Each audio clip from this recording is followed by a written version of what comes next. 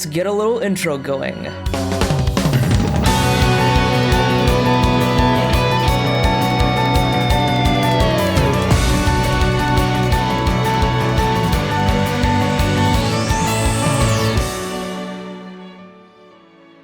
Hey guys, welcome back to the official episode 1 of the Conduit Cast. So we had our silly little episode about the Xenoblade movie casting, but now we're getting into some actual discussion about Xeno lore.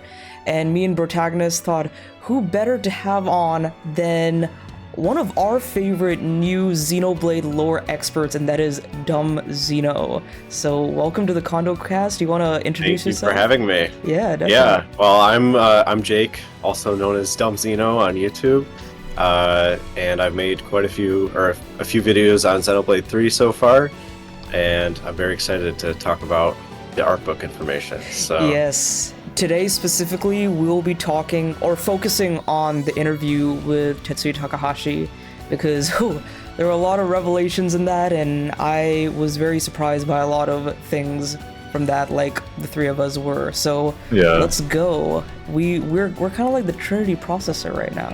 Yeah, we are. We are kind of like that right now. Who's who? I think I'm the Malos core. I have the darkest camera right now. I think Nishvik has to be Ontos. He's leading the charge here. Okay. He must be Arbiter. Numa green, so I could be Numa as well. That's true. Yeah. Jake also has some green. Yeah, a little bit. Yeah. But where do you guys want to start with this? That's the hardest part with this. There's just so much. So okay, the thing that sticks out to me the most is Fiora. Oh yeah, let's talk about Fiora because that was both me and Jake kind of concluded on Twitter and like through other like videos and theories we made. Like we assumed based off of the English dub that Riku was like, there are souls or plural people souls, more than one in the sword.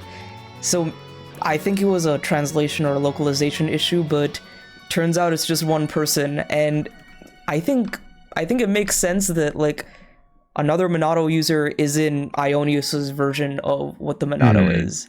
Definitely. Yeah, so Riku in the game, he had referred to whoever is in the sword as everyone, and Melia also, by tangent, referred to whoever's in the sword as everyone at the end of the main game. When she was looking at the Monado Rex Plus. And yeah, Riku also had that, I guess, translation error where he said important people reside in the sword. So I feel like all of that was leading towards like, oh, there are multiple people inside the sword. Lucky 7. There's 7 party members in Xenoblade 1. I thought it was everyone important to Melia. So like minus herself and Shulk, so I thought maybe like Tyrea or Tilin or Kino Nene, something like that. In her hero quest, they actually show 8 people, and if you take the kids, the 8th person, the Nopon kids, Kino and Nene, and if you remove Shulk from those 8 people, there's 7 people left. So I was like, oh, well, that's who's in the sword. I was thinking of something else. I honestly didn't come across it myself in the game, but I think, Jake, maybe you mentioned it in a video where it's this painting in Xenoblade 3 that is like it's like someone's kids and like one looks like Ryan and no one mentions that. There's one that looks exactly like Ryan or like Ryan's kid. I think those kids. Yeah. Did we ever figure out who they were? No, I think so. My conclusion on it is that they are like pre-Zed Ionios people. So they are either unassimilated or they're the descendants of unassimilated. Actually, I might have to reconsider that because the definition of unassimilated might have changed since the artbook has come out. I always thought that they were just like city folk. Just kids from the city. Yeah, pretty much. I think that's accurate. Probably descendants of Reed if they have like traces of Ryan and Charlotte, I'm assuming. Yeah. Yeah. One of them I was thinking is Mithra's kid. There was the blonde one in the middle there, and I was, of course, everyone's trying to figure out. Well, I think we should put that in a different segment. So, but I'll make a note here on my Google Doc. I was slightly bummed we didn't get more info on that, but we did a little bit. We'll talk about that. We'll get to that. The one thing that I want to bring up is a theory I had pre-Future Redeemed, where when A was first shown off and she had a Monado, or they had a Monado, I immediately assumed that becomes Lucky 7. I was that A's Monado is Lucky 7, but that was completely disproved in the actual expansion itself. It's got that kind of slender look to it as well. Yeah, it definitely has the same motif going on as Lucky 7. Yeah, I think the biggest, or another, I wouldn't say biggest, but another mind-blowing moment, which I didn't believe at first because I didn't go back and look at it, because one day I was hanging out with my friend and he was like, hey, you know Origin has faces, right? And I was like, what? No, what are you talking about? And he was like, yeah, it looks like a Malthus and someone else. And I was like, what? That's so crazy. I don't remember Origin having faces. I don't remember any of that. And then I looked at it and I saw some faces and I was like, oh, I can't really figure out who they were. And I think it was you and I watched Imperfect Works' video. It's of Malthus and Mainith, which makes so much sense now. That I'm just figuring this out for the first time. I'm looking it up. And it is the coolest thing ever. Because both Lucky 7s are from those respective people. They're both different versions of an Aegis core, I guess. You got logos for N, and you have Xenoblade 1's version of Numa. That's what I like to call it, because Xenoblade 1 still had sort of a trinity. It wasn't explicitly said, but I did recently replay Xenoblade 1, and they really, really emphasize that trinity: Alvis, Zanza, and Mainith. And not to bring in the fan base stuff into this, but I really respect Fiora so much more now, especially as a Xenoblade 1 character. And everyone's like, oh, Fiora's whatever. Fiora's not that good of a character. And I'm like, Fiora's so important to Xenoblade 1 now. And, especially in hindsight. Yeah, right. Now she is so important to the plot, or rather the lore mechanics of Xenoblade 3. Oh, yeah. She's literally central to that now. So Malos / Aegis users are they're up there in the hierarchy of awesomeness. Yeah. So the thing that stuck out to me, so Takahashi described how people appear in Origin as they kind of had a choice in that whether they would appear in a physical humanoid form or become a weapon. Because I guess I can only assume that this is it's kind of the same for Numa as well. Yeah. Because Fiora becomes the Lucky 7, and then Pyra and Mithra become the Sheath for the Lucky 7. They combine. Yeah.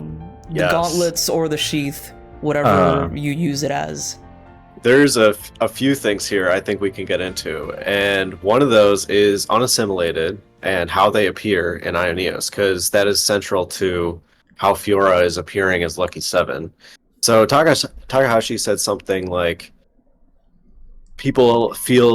these unassimilated people feel they have a role to play in Ioneos, and so they can appear like Shulk and Rex just in the flesh, or they can appear in the form of Origin metal as a weapon, basically. Like Ryan, or Ryan can just appear as a gear. Yeah. But then I have to question: was the Lucky 7 forged, or did Fiora just appear as the Lucky 7? I believe that those weapons appear. They just appear in people's hands. Riku basically had a hammer at some point. He talked about blacksmithing, but I guess he didn't. There were 7 legendary Nopon. They all had these Origin metal hammers. Oh yeah, that was a lie. Yeah, well, it wasn't exact. It wasn't 100% lie, but it was a 90% lie, because those people, those Nopon actually did exist. They actually did have hammers, and they actually were able to mend or change Origin metal weapons. because they did that in the main game. Oh, Salmon did, yeah. Yeah. Base Salmon. Yeah. Exactly, yeah. But Takahashi confirmed or said something along the lines of that was all a lie. Like Lucky 7, those origins are totally fabricated by Riku. The whole thing with the 7, whatever. I like Riku in that way, that he's kind of like allowing Unreliable. Noah to figure things out by himself. Yeah. And I don't remember if you heard of this, Kevin, because you played the games last year, but Jake, you might remember the crazy Riku is Onto's theories in 2022. Riku is on.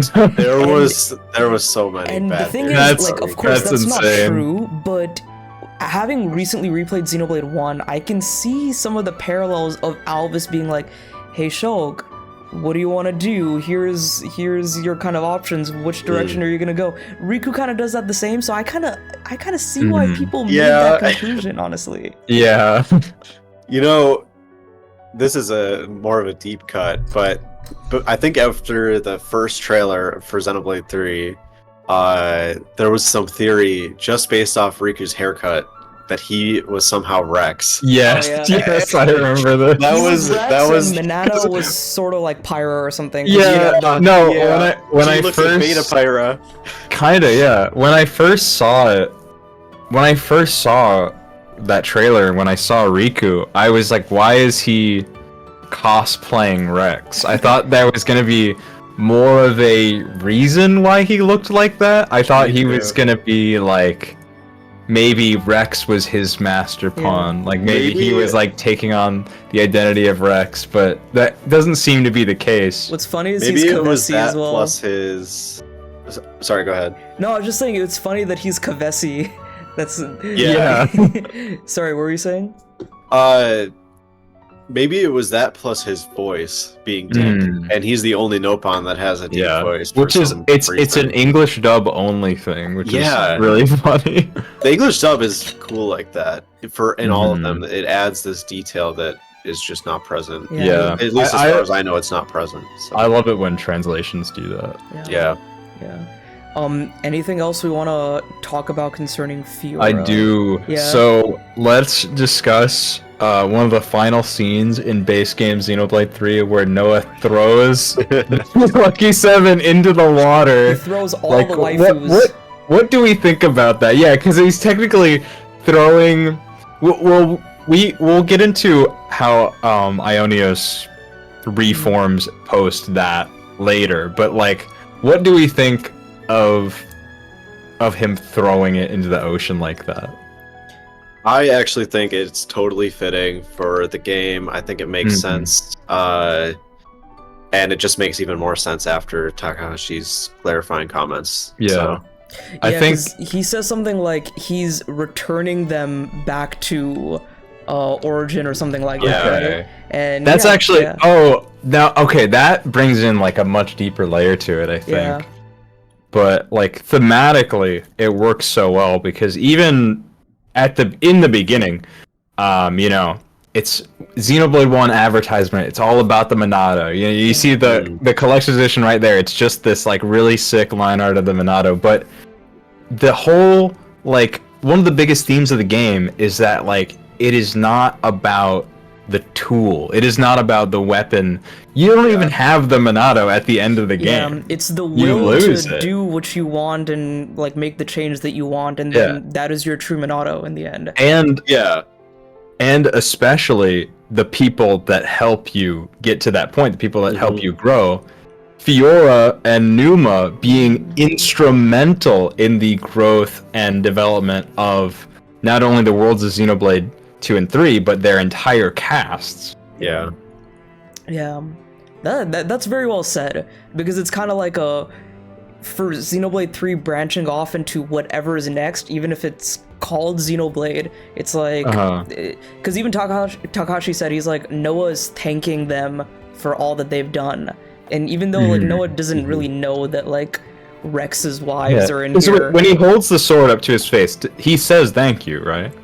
I think or does he just I don't throw remember. it? No, he just. I think he just holds it up silently as like a serene kind of moment, and then he throws throws it off. Okay, it still works either way. I'm getting a Mandela effect now. I just find it interesting that like when we played the game, or like when I played the game in 2022, I was like, oh, why did he do that? I mean, it's interesting. In my head, I was like, oh, he just did it because like Noah doesn't like to fight. Yes. Even from the beginning of the game, Noah doesn't like fighting. So he's like, okay, our fighting is done, and it's like done. And like in my head, I was like, oh, like with what little time Ionios has left, he can just like call upon his blade again if he wants, because that's what they do. He could, yeah. And then after Future Redeemed, I was like, oh, so that Numa was in there. So like that's interesting. And now after the art book, we're like, Fiora is in there too. So, yeah. One of the first lines in Xenoblade 3 that we ever heard was, and actually it is one of the first lines at all in the game, was what is it? Fight to live, live to fight, fight to live, or something like that. Yes. And so I feel like having that be the start, and him basically just totally abandoning fighting at the end, and kind of acknowledging, I guess he's acknowledging that the power comes from within, basically, a theme which is consistent across the whole Xeno series, that, you know, the Monados, whatever, they're all kind of gimmicks. The crux of it is the will of the user. And Nia also says that. She's like, the Ouroboros stones and the Sword of the End are just gimmicks. What you guys have done is like way beyond any of that. The strength of your character. Yeah. But yeah, right. I also think the Amalthus and Maynard thing was cool. I guess this might be a good branching off point to talk about Malos. Yeah. Talk about Malos. Because I was so happy that was confirmed, because I was like adamant about that. When that happened, I was like, that's Malos. That's what's happening. The way the camera cuts from the gauntlets to N's sheath, I was like, that purple, that's something that reminds me. Also, go ahead. I was spoiled on it by a meme.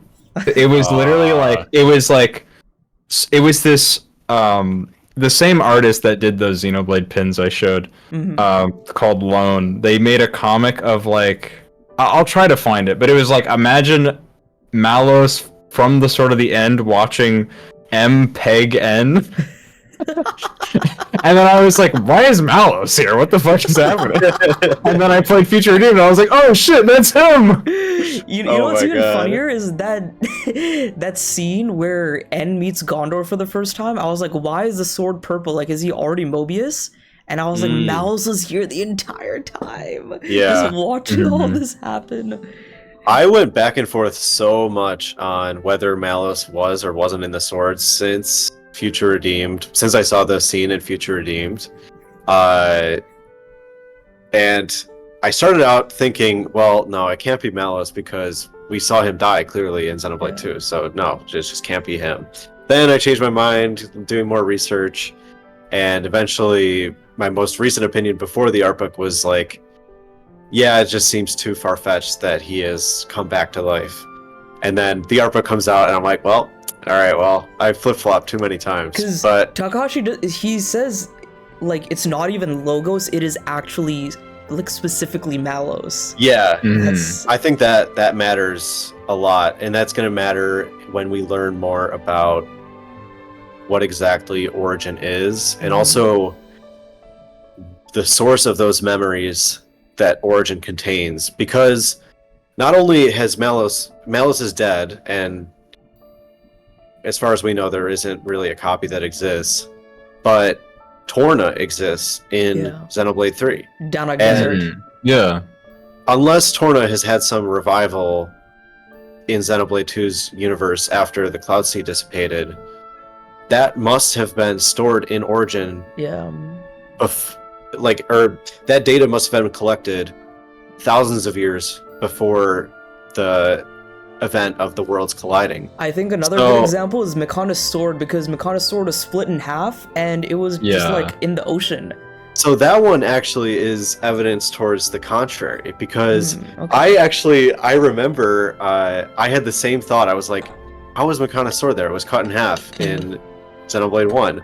And so I like looked at the cutscenes comparing where the sword was cut in Xenoblade 1, and I looked at it in Xenoblade 3, and it's actually perfect. It's coming out of the ground exactly at the place it was cut. Yeah, because I never really thought about that being a discrepancy. I just kind of saw the sword as it was. It's also a thing like in Future Connected, at least as far as I know, there's no Makana sword popping up out of the ground. So it had to have been moved one way or another. Yeah, one of my friends was like, the Makana probably like wanted to like bring it back up, and I was like, why? But like I guess they could. Makana have a lot of technology to do something like that. Yeah. But when it comes to Malos, where were we going with this? Yeah, with origin stuff, I think with the way Xenoblade 2 ends, Malos is gone. His core crystal kind of dissolves, but you still hear him at the end when he's talking to Numa. So, and then on Ion's like dashboard, you can see like 3 things there. So does that, okay, first of all, like Malos or Logos is probably backed up. Numa is still there, but Ontos is also somewhere in that thing as well, I think. Yeah. Right? So I had a theory about this when I believed that Logos was in the sword. I made a theory about this to explain how Logos could have come back. Basically, because we hear Logos or Malos, whoever, we hear them talk to Numa in Xenoblade 2 after we see Malos die. Well, that means there must be some kind of backup stored. Well, Numa asked permission to somebody to be able to use Ion because she no longer has the core crystal. She gave that to Rex. So I think what is happening there is whatever remnant of Logos or Malos that is there is existing inside Ion, allowing Numa to use Ion. And because Ion is connected to Elysium, and because the Numa core has been granted full access to Elysium's data by Klaus, then that data is then connected to the Numa core, therefore Numa saves it and is able to recall that later on to bring Malos back for some reason. Okay. So there's that idea, and then there's also just the idea that, well, Logos was able to repair himself once using data from Numa. And Numa didn't have to have any kind of backup of Logos for that to happen. That was one of the main plots in 2, was that Logos was damaged and needed to basically steal the data back from Numa. Could it be that Numa and Ontos have enough data to recreate Logos out of nothing? You know, maybe that's the case. Maybe we don't even have to jump through these hoops with Ion and Elysium. It could just be that they're capable of bringing him back. Like for me, even if like going into future stuff, like who knows if Malos himself will return like physically, but even like his essence his essence still existing in the world, I kind of I interpret it a little bit in kind of how Rex forgave Malos at the end of Xenoblade 2, because Rex like did not, well, obviously he held him accountable for what he did, but he did not blame him for how he turned out. And he was like, you know, we can, after this we can grab some beers together, salvage a code, like there's some really cool fan art of like how Malos would have looked like and acted like if he was awoken by Rex. There's a fan novel based around that concept. It is a thick novel. It's like a Japanese doujin novel. Wow, that's cool. I think that's a really, and the way Takahashi says it, he's like, the reason he's here, I cannot explain that now, and that really makes me think, like, we've seen different versions of Numa. We've seen Pyra and Mithra. We've seen the actual complete version of Numa. We've also seen different versions of Ontos now. We've seen Albus, we've seen Alpha, we've seen A. So I asked one of my friends, and I want to ask you guys this too. Do you think the Malos that we saw in Xenoblade 2 was the complete version of Logos?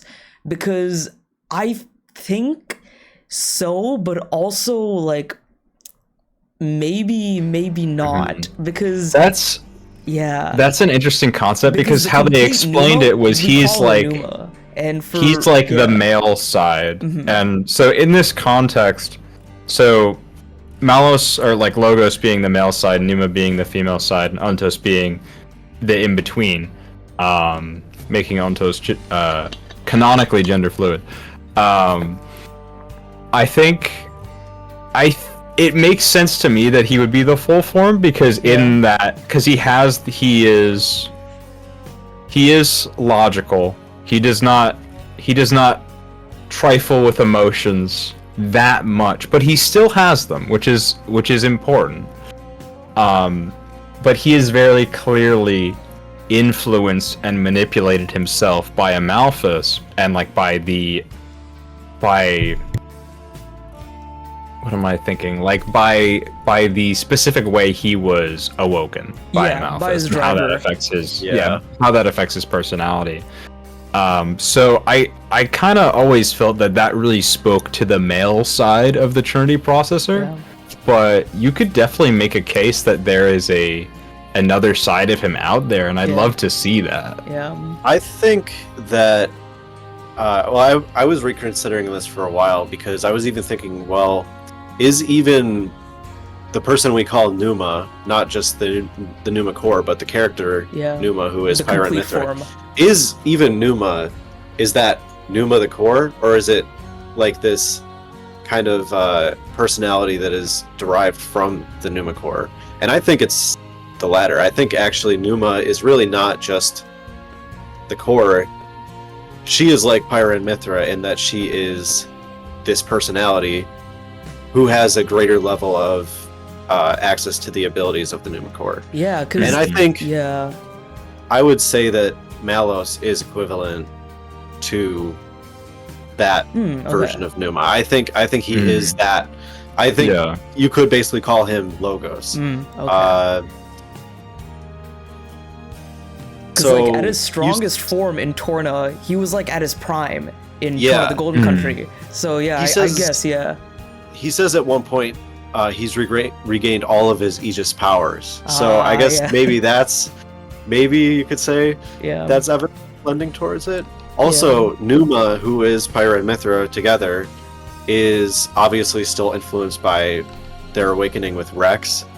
I guess they weren't really awakened by Rex, were they? Yeah, well, with Adam as well. Yeah, Adam, and then the resonance with Rex. Yeah, Adam, right, and they still had some connection to Rex, like even and we don't know, like, did Numa canonically get a flash forward of Rex, or was that just like a thing for the audience? That's canonical. I have no doubt that's canonical. That's just that's the future seeing ability of her foresight. I think for sure. Oh, of course, And then that's when she sees Rex in that moment. She's like, "That's him. Let's do this." Right. Yeah. I think you recognize. Or sorry, go ahead. That's such a great point, because it kind of goes throughout Xenoblade 2. Like the two recent expansions, or even I don't know if Future Connected has this, but Future Connected is more recent than Torna, so that sentence doesn't actually make sense. But those two expansions, Torna and Future Redeemed, they put the base game into such a different context after them, whereas like you see her get the flash forward of Rex, and then especially when you first meet Mithra, she is extremely like apprehensive towards you. She doesn't want anything to do with you, and I think that's not only because of her trauma, but also because she kind of knows that Rex is supposed to be like her savior in a way, but she doesn't want to accept it yet, and she doesn't accept it until like halfway through the game, where he comes back with the Numa blade. If I recall, there was like a theme in there about Rex being her true driver, even though he's not really the one that awakened her in the first place. And I would say that's probably accurate, given the through time connection whole thing. So until further stated otherwise, I do believe that Logos/Malos is the full form of the Logos core. I would agree. Also, another kind of sort of branching off point, but when before one of my friends completed Future Redeemed, he was saying like, oh, we're gonna have like a Trinity reunion of some sorts. We're gonna have like Ontos, Logos, Numa in like the same like place together, and we did. We had the Sword of the End, we had the Fist of the End, and then we had A there as well. But my friend's theory was relating to Mithra's kid or Mithra herself, sort of like, because in his head he was like, oh, Logos is gone. Without Logos, they like need someone to have that core, maintain that core, to maintain that Trinity. So he was like, what if Mithra or someone else like takes it or something? So I think that is sort of like a branching off point into the future. If Mithra has a son or someone, I think, would they be like the wielder of the Logos Monado or something in the future? Do we want to do Mithra's kid? I don't want to. I think Mithra's kid could be a good branching point into avatars and stuff, so we can do Mithra's kid now. Yeah. So let me get this off my chest. I don't think Mithra's kid is Dirk, and I don't think it's the person in the siblings photo. Okay. If we have seen Mithra's kid so far, I think it has to be Alexandria, and there is some really convincing evidence that makes me say that. First off, her core crystal is green. Yeah. That is a hallmark of Numa. Yeah. Literally no other blade in existence has a green core crystal, or any core crystal that's not Flesh Eater or just blue, basically. So that's already a ton of... it's not the shape of the Aegis, but it's like... I mean, even just the fact that it's green is significant. Yeah. She's also... I don't think it's ever outright stated anywhere or anything, but I think it's clear that she has light blade, like she's a light element blade, or whatever you want to say she is, like if she was an Aldress, that's what she would be classified as. Right. Yeah. So her idol animations she's able to like make an Ouroboros symbol just with a light on her finger. She's able to like produce holograms just out of thin air. The only light blades in Xenoblade 2 are Mithra, Numa, Cosmos, and you can upgrade one of Poppy's versions to be a light blade. Is the Poppy Buster also light, or no? I don't know. It might be. One of the Poppy versions is light. I remember that much. I think I don't actually, because I don't have a source for this, so I don't know like how, I don't know the validity of this, but I thought we got kind of like a Mithra kid name, that it being like Hide or something like that. That was just because one of our friends was talking to someone else who was like translating the art book, but there was a name that they're like, oh, that might be Mithra's kid, but it turned out to be the girl from the city in Future Redeemed who Niall was close with. Oh, one of the kids? Yeah, so that was... I remember in the trailer for Future Redeemed when Niall was hugging that girl and then she like dies and the motes come up, we were like, oh, that might be Mithra's kid because she's got blonde hair or whatever, but that was also not really confirmed. Okay, because I love this idea that's like kind of been forming recently in the community, where people have been calling Mithra Kid Shimmer, because it's like Glimmer and Shimmer, and them just being twins. Yeah. I really like that idea. And Kide means like sparkle. Yeah. So it would go together. Yeah. I think whoever Mithra's kid is, I think it's a very good possibility we'll learn about them in the next game, because Takahashi said these two things. He said all the questions can be answered in the game, and if not, you will learn about them in the future. And I think arguably the biggest question of all that everyone asked for in the art book survey was, who is Mithra's kid? So yeah, I am certain they'll answer it or reveal it or reveal who they are. It's very possible.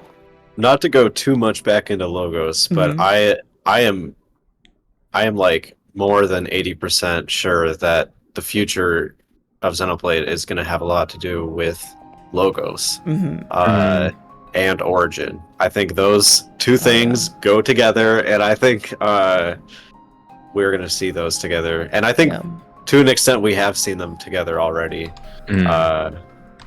I would love that. I wish I could say more about certain things. Yeah. But I know you guys.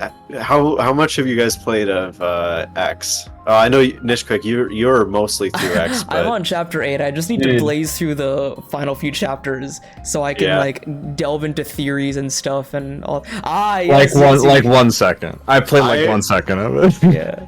I'm telling you, you will not regret playing that through because I am certain that X is canon. I'm certain. I have no doubt in my mind anymore. Yeah, I was gonna ask you about this.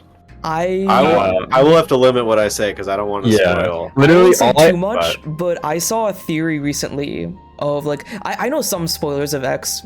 Spoilers meaning like things that I haven't experienced in the game yet. I won't say what they are, but I saw a video and I can link it to Jake after this. But there was a video which kind of made me believe that X is now canon and. Canon meaning like very, very far into the future. Yeah, canon. For certain. And I think like JB connecting back to origin is sort of because I remember someone.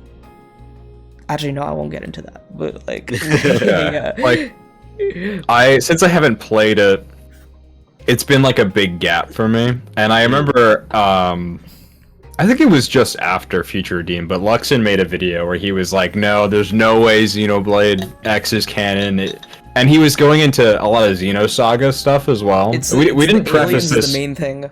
Yeah, we didn't preface this in the video, but this is purely Xenoblade spoilers, so there's going to be no Gears or Saga spoilers in this video. But there might be X spoilers, I don't know. Light X spoilers, nothing crazy. Yeah, so I've seen people talk like in favor of it being canon, and I've seen people say the exact opposite. But since I haven't played the game or experienced that content, I don't have like I don't stand on either territory. I'm just like, okay, I don't know anything about X. I know I need a bigger gun for something. That's all I know. And the soundtrack is so fire. And like there's a song about the Hiroyuki Samano is one of my favorite composers just in general. So I think he needs to do more games, frankly. Before Xenoblade, I was obsessed with AOT. So the fact that Sawano is on the Xenoblade track as well, it's like dude, it's perfect. I love AOT. I love Gundam. Like, dude, his soundtracks have been with me on many journeys. So I think the main contention that people have with X being canon is the fact that the intro of X and what happens with Klaus, those events, and regarding Earth, those are just irreconcilable. They don't work together. So really, the only way you can get around that is X takes place on a different version of Earth, and that might sound kind of insane, but it's really not. Especially with how popular and mainstream like superhero comics and multiverse stuff is these days. It's like really not that far-fetched. Not even just that, but Perfect Works and Xenogears and Xenosaga all have multiple versions, like over 5 versions of Earth. I'm pretty sure. Okay. I also think that with I don't think Takahashi kind of had an idea to connect everything, but then when he thought like, hey, maybe I could, now he's trying to do it, and I think once things become clearer later on, there might be some retcons as well, which I won't be surprised. Because even with saga-related things, like what we saw in Future Redeemed with the radio and Dmitry Yuriev, like a lot of saga people were like, this makes sense, but if they remaster Saga or if they canonize Saga and Xenoblade 4, there's going to have to be some retcons. Yeah. Yeah. It's something that may be inevitable just based on how these games were developed. Because it's so, like, we've seen retcons even within Xenoblade, because Xenoblade 1 wasn't even gonna be a Xeno game initially. Yeah. So I think retcons are fine. Like, they don't hurt the overall narrative that much. And I think it's gonna be very understandable when it comes to X and Saga. Mm-hmm. And then, like, with Gears, we don't, like, I don't know if anything from Gears is ever gonna reappear, but I also know that a lot of things in Saga, and we don't know. From my feeble mind's eye, I think that a lot of things in Saga are, like, kind of remaking Gears because of the licensing, but I think Square Enix is gonna hold on to that. Like, their life depends on it. They just released a new figure of one of the party members. Oh yeah, Square is milking Gears always. So. It's so sad. We gotta have. Yeah. Go ahead. Sorry. No, I'm saying Gears is the game that deserves the remake treatment the most out of any other video game. I think. Like, dude. Oh God. I keep saying, imagine Gears and Octopath style. Oh, it's like Octopath style before Octopath style even existed. Yeah, kind of. Yeah. So. But yeah, I think Gears' connections maybe won't be like lore related, but we've seen Gears' effect throughout the entire Xeno series with its narrative structure and how Perfect Works is adapted. And I'm excited to see how. I think this is the end of Perfect Works. I'm excited to see what Takahashi does after that. Mm-hmm. And after you guys finish Gears, you gotta invite me on again. Yes. I gotta go over everything because we want to do a Disc 1 and Disc 2 episode. So I think it'll be fun to have you on again. But I want to talk about real quick. I think we're okay on time. I wanted to talk about avatars and administrators. And more clarification on that, because we got some more insight from Takahashi, but it's still a little confusing, but it also sort of makes sense. So Jake, what did you extrapolate from all of this? So I think the most clear thing that we can establish so far is that all the being connected or being a part of the Trinity processor is like important to Origin's administrator system. Why that is, I don't think we know yet 100%. Funnily enough, I have a theory about this, but it's related to Gears, so I can't really say anything about it.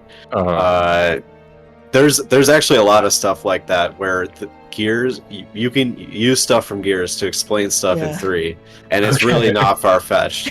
So get on it, I'm telling you. Yeah. It's happening soon. It's happening very soon for me. I think we're probably gonna line it up because I've got like one more game to finish and then I'm starting Gears. Yeah. Origin, blades, core crystals, all of that stuff relates to things in Gears. Can be explained. Interesting. He had this stuff like planned since the beginning. Oh yeah, he had these seeds. He's just been going off Perfect Works this whole time. Okay, well I can't say too much. Okay. But even the entire story of Xenoblade, I think I know where it takes place in Perfect Works. Okay. I have a new Conduit Cast episode idea. Is Perfect Works discussion where we have to actually read all of Perfect Works to completion. I haven't finished playing. That'll take so damn long, but that'd be a great episode idea. Yeah. I've been reading it for a while, and even like just starting out reading it, reading the timeline of things that happened in Perfect Works. You can point out specifically, oh well, this is what Xenoblade is inspired by, or this is the part of Perfect Works that Takahashi I think is trying to adapt. I'm pretty sure I remember seeing someone say Xenoblade 3 is Perfect Works episode 6. I don't know how true that is. I saw someone say something on the internet. I don't. The thing is, what I have noticed from what little I know of Perfect Works and Gears, meaning just like a quick story recap I saw on YouTube and reading up a bit about it, the base games, so 1, 2, and most of 3 are episode 5.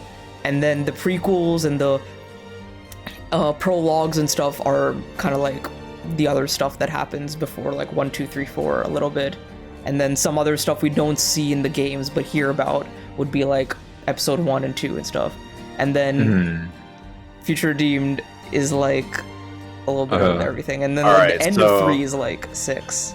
Let me just contradict everything and say that Perfect Works. So Xenoblade, I believe, takes place across before episode 1 of Xenogears, right up until the beginning of episode 6 of Xenogears, which was not. We basically don't know anything about Xenogears episode 6.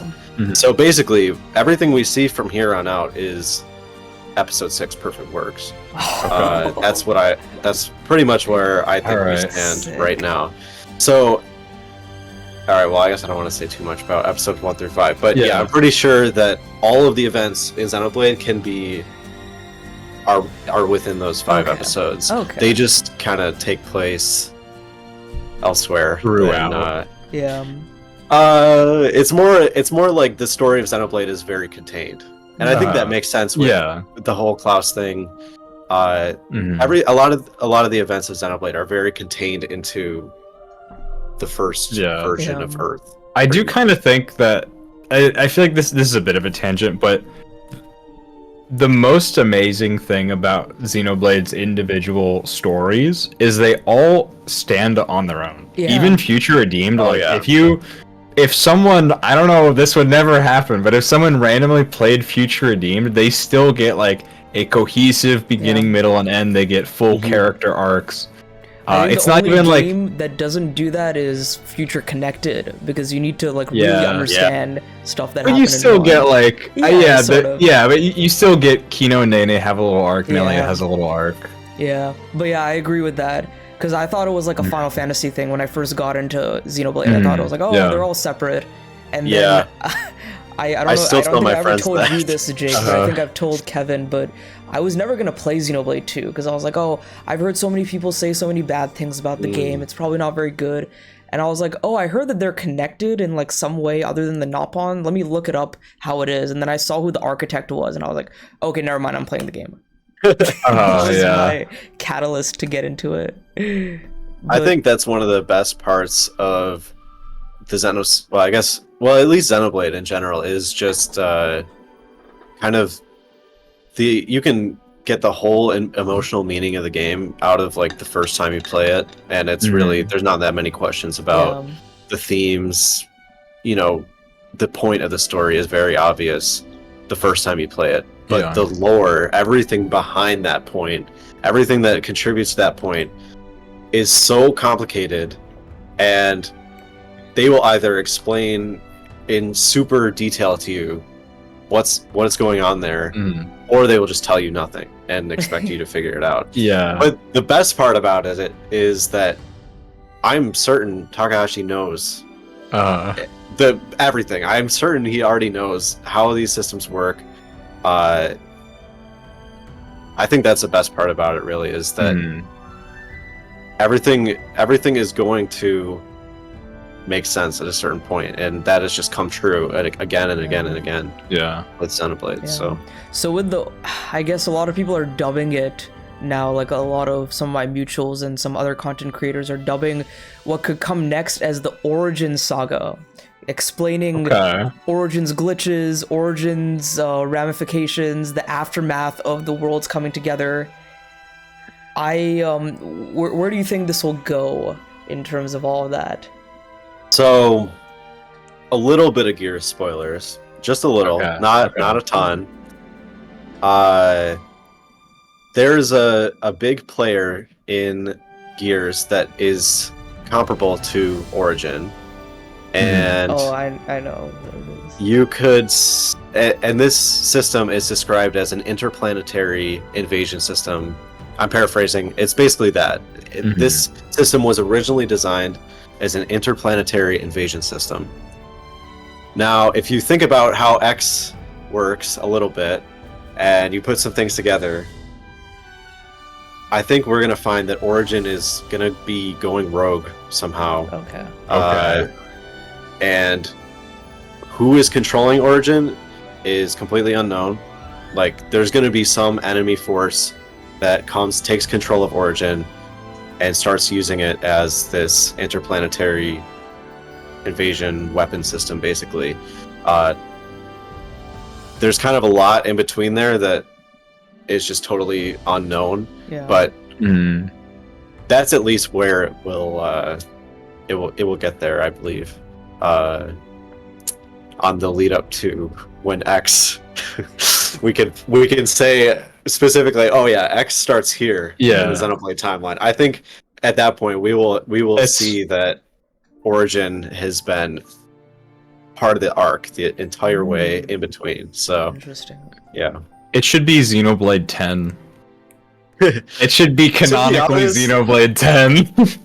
I mean, like with how much time passes in each entry and how much time there probably is, it very well could be. Yeah. That's insane. That's just insane. You know.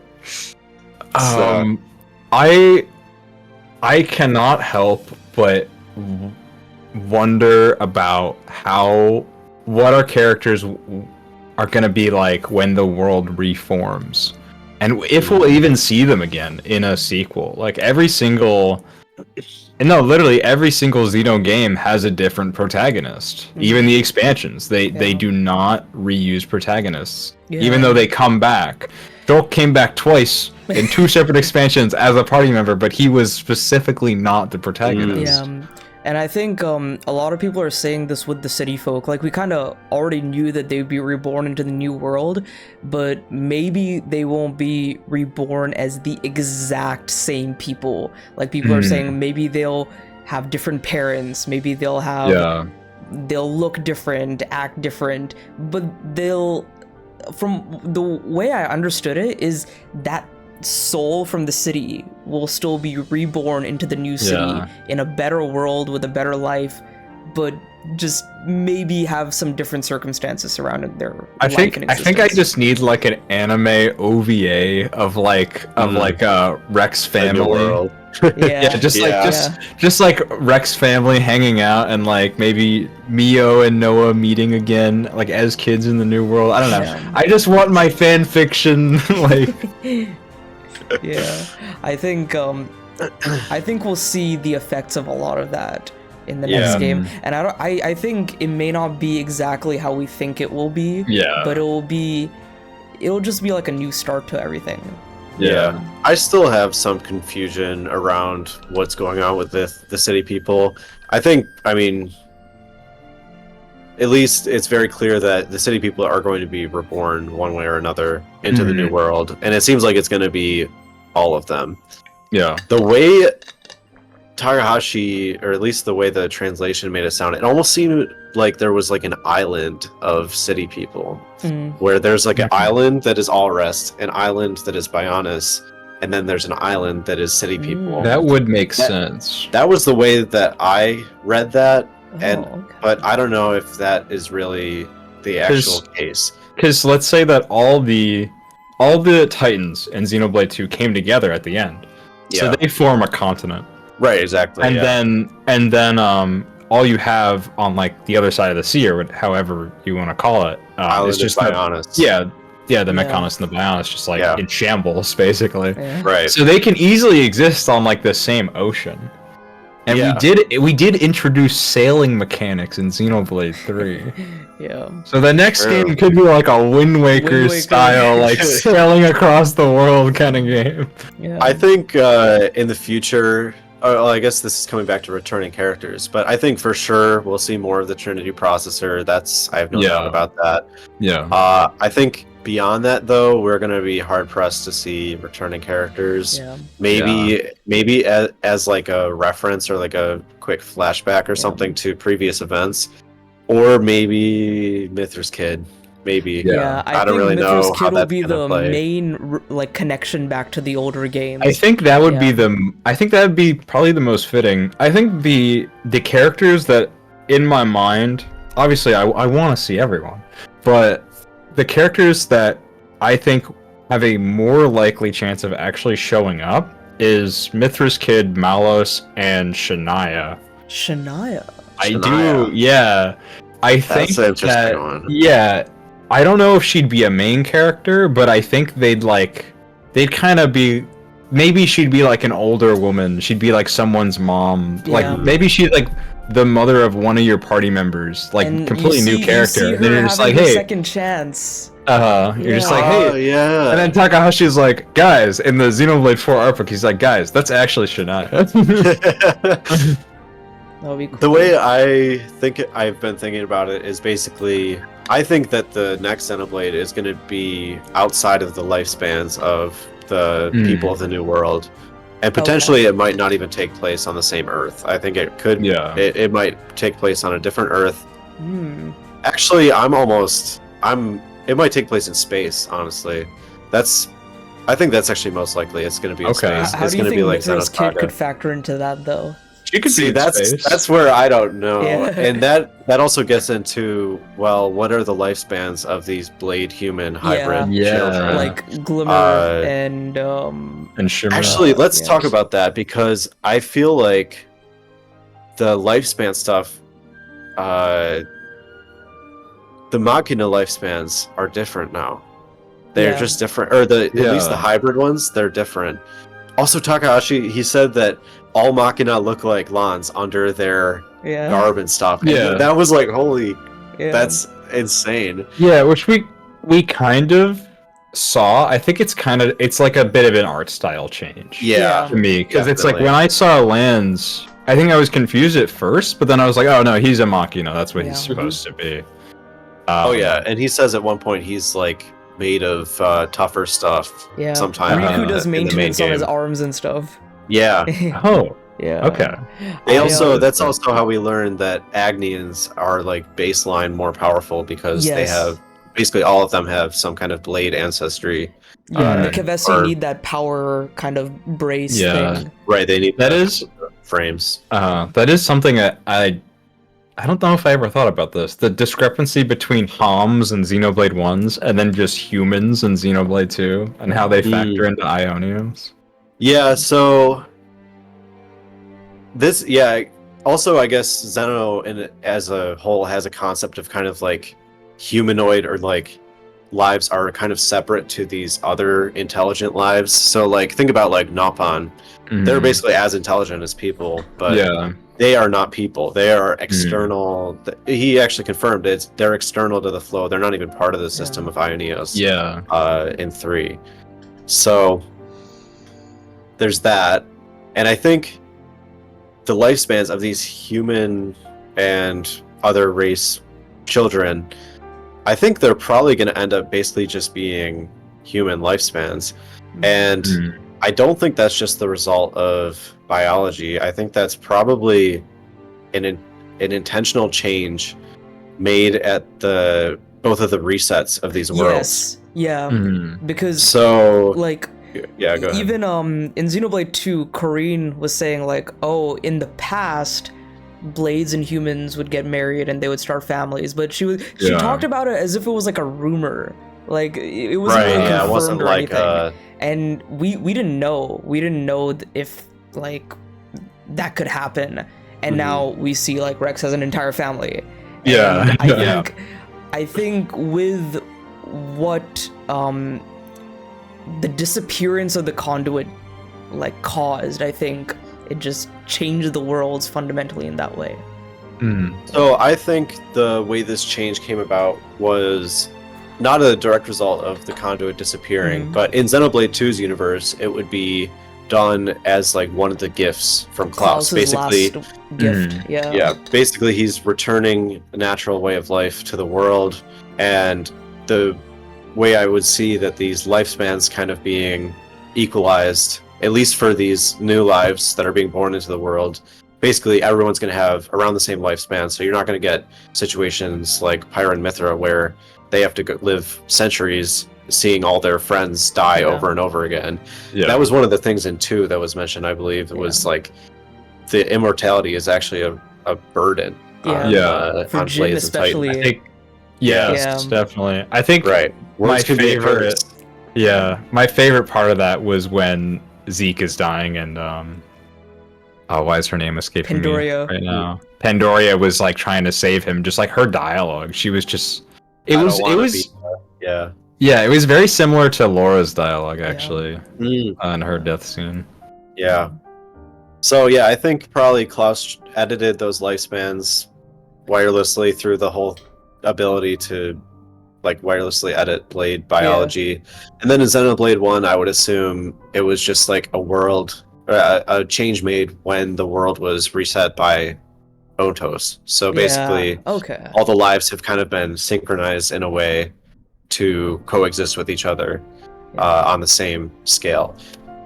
I wonder if that means the lifespans of already existing people have been edited, or if the machina that are there, they're going to keep living for thousands of years, or no, now their lifespans are 80 years. Or that would be really cool if there was like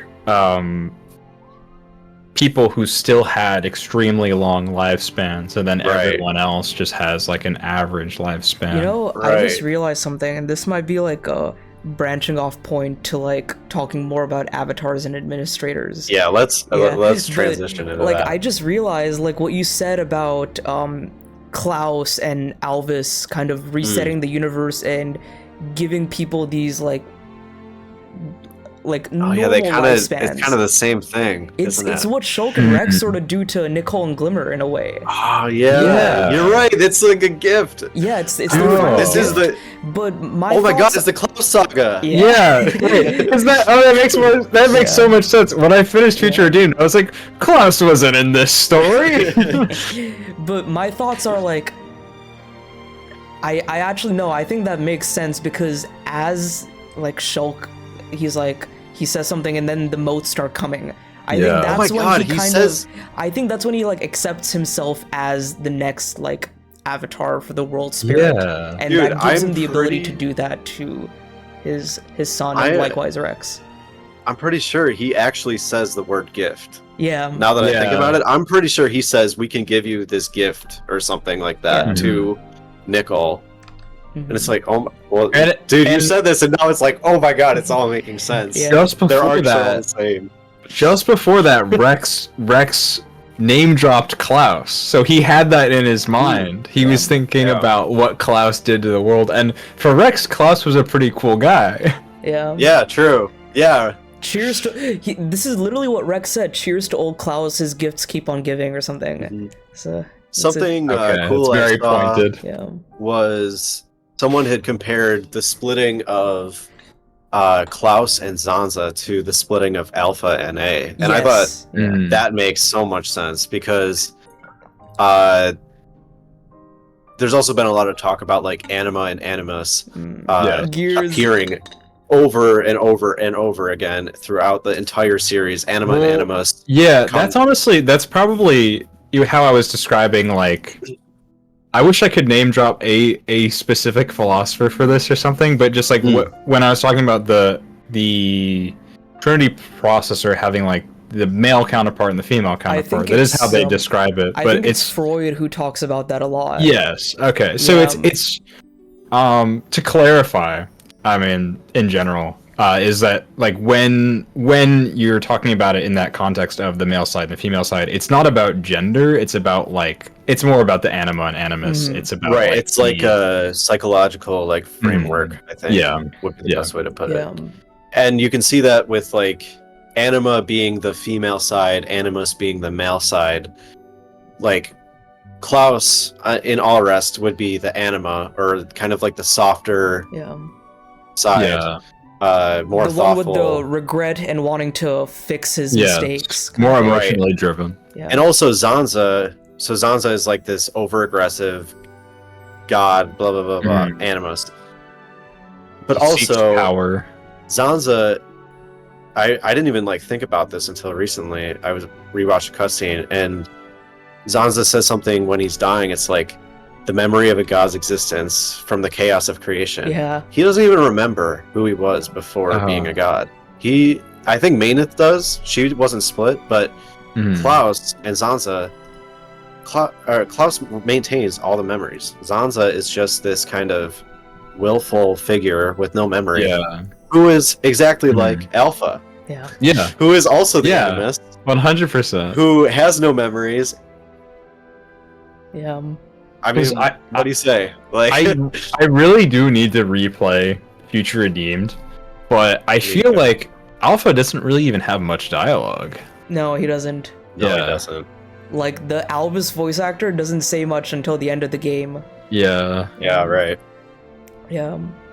Let's transition over to administrators. Yes, because, So I want to ask you specifically. So, avatars and administrators are not the same, because avatars are kind of like physical manifestations of, like, whether it's like a Trinity processor or something, but the administrators are the ones who can control Origin. Right. So yeah, I wouldn't even don't think about avatars as this kind of like, I guess it's not like a Minato or something. It's like it's just kind of a concept that is repeated throughout Xenoblade. It's just something that can happen. Basically, people can become avatars of other people or entities. Yeah. So, like, Y at one point says in Xenoblade 3, all Mobius are avatars of Zed. Yeah. And so basically, all that I take that to mean is basically each Mobius or console can be seen as an extension of Zed, kind of like a host that kind of maintains their own identity while also taking on the characteristics of who they are an avatar of. So you could also say an avatar is just like a host, and that would be more in the case of something like Nael, right? Nael being the host for Alpha. Right. Yeah. Like Shulk and Zanza, or Nael and Alpha, they kind of have the same thing going, where they are acting as a host, but also their experiences and wills are aligning with that person or whoever they are an avatar of, and that's what makes them suitable as an avatar. Okay. Now, where this kind of separates or starts to diverge, I guess, is when you get into, well, what are Shulk, Rex, and A becoming avatars of even? Like, what even is the spirit of your world, A says. I don't think we've ever heard anything about the spirit of a world, anything like that. I don't think we've heard that since, or before A said that in the first place. Yeah. So I was like, well, what the hell does that even mean? When I first saw it, I was like, and this was actually what eventually led to me creating my channel. I was like, well, let me investigate this and find out. But if you go back to like Xenoblade 1, that white background that they show when Alpha is dying, and like Shulk, Rex, and A, they all kind of walk into this white entity and disappear into this white background. In Xenoblade 1, Ontos, the last time you see him, or Alvis, the last time you see him is he's disappearing into this white background. And what I believe is happening there is at that moment, he is taking on the role of avatar of the world spirit. Yeah, because he asks Shulk, he's like, Shulk, do you want to be the god of this new world? Right. And he's like, no, I want to live in a world with no gods. So that's what Alvis has to do in response to that. If Shulk had said yes, he would have become the avatar for the world spirit at that moment. That's what would have happened. It's clicking together.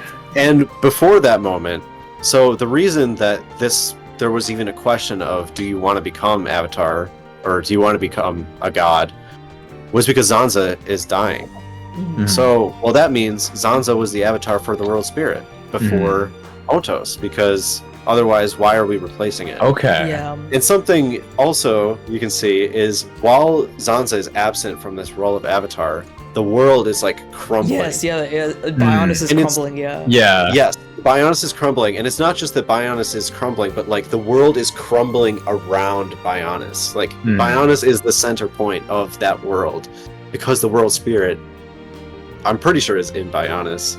I guess that's a little less. Yeah, well, I guess that makes sense, because Zanza was the Bionis like god, and Maneth was like the soul of the Bionis, soul of the Mechonis. But where this like world falling apart thing comes back again is in Future Redeemed. After Alpha dies, the world, you can see all the characters notice that the world around them starts shaking and like rumbling, and then they become avatars. Yeah. The world stops shaking.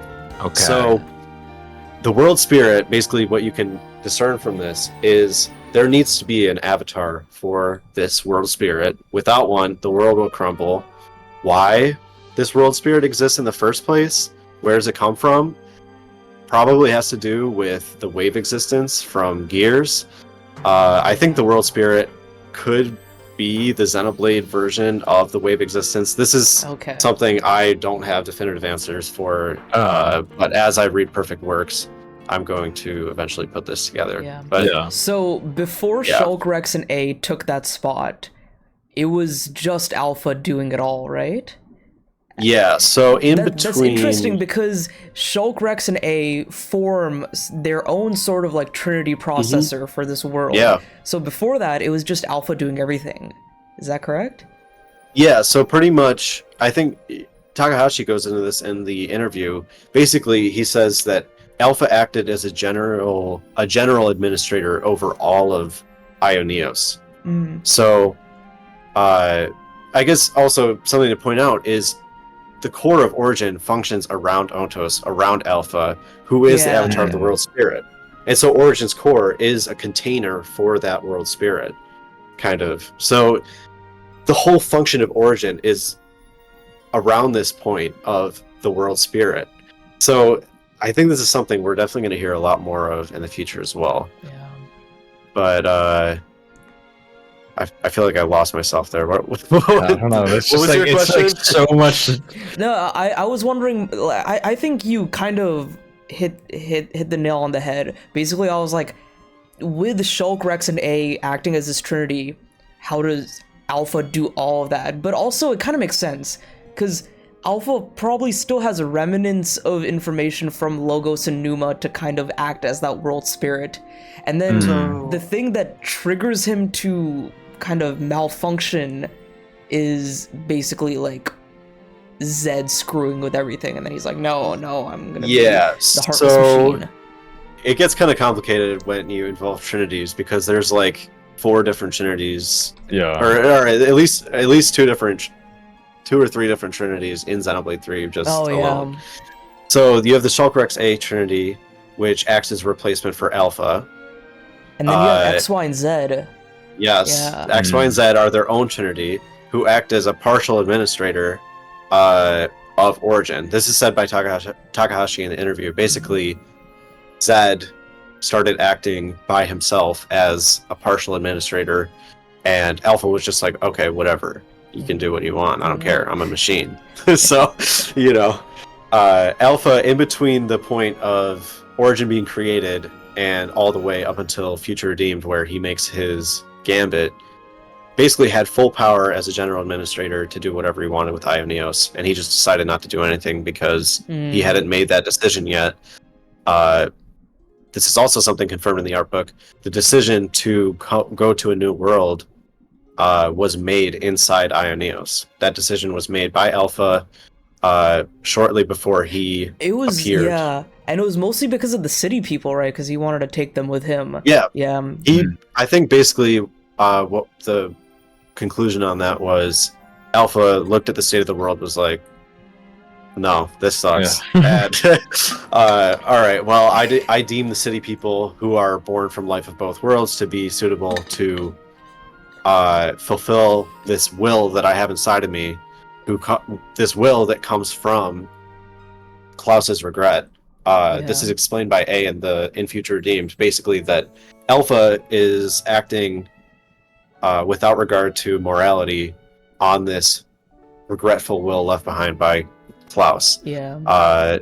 And that's why we see Klaus's world is the world that Nal is let to live in, because that's the world that Alpha would like to return to. It's funny because I kind of got that when I saw the scene for the first time, and I was telling that to everyone else. I was like, oh, like Niall is like mirroring the feelings of like Klaus from the past, but like we're in this world again. And everyone's like, no, dude, I was just listening to the radio the entire time, and I was like, I don't believe you. Yeah, that scene was hard for me to parse. Yeah, because two different dialogues. Scene, you gotta watch that scene like 2 or 3 different times. Yeah, you can even like fully even comprehend what you just said. Yeah, or what you just heard. Yeah.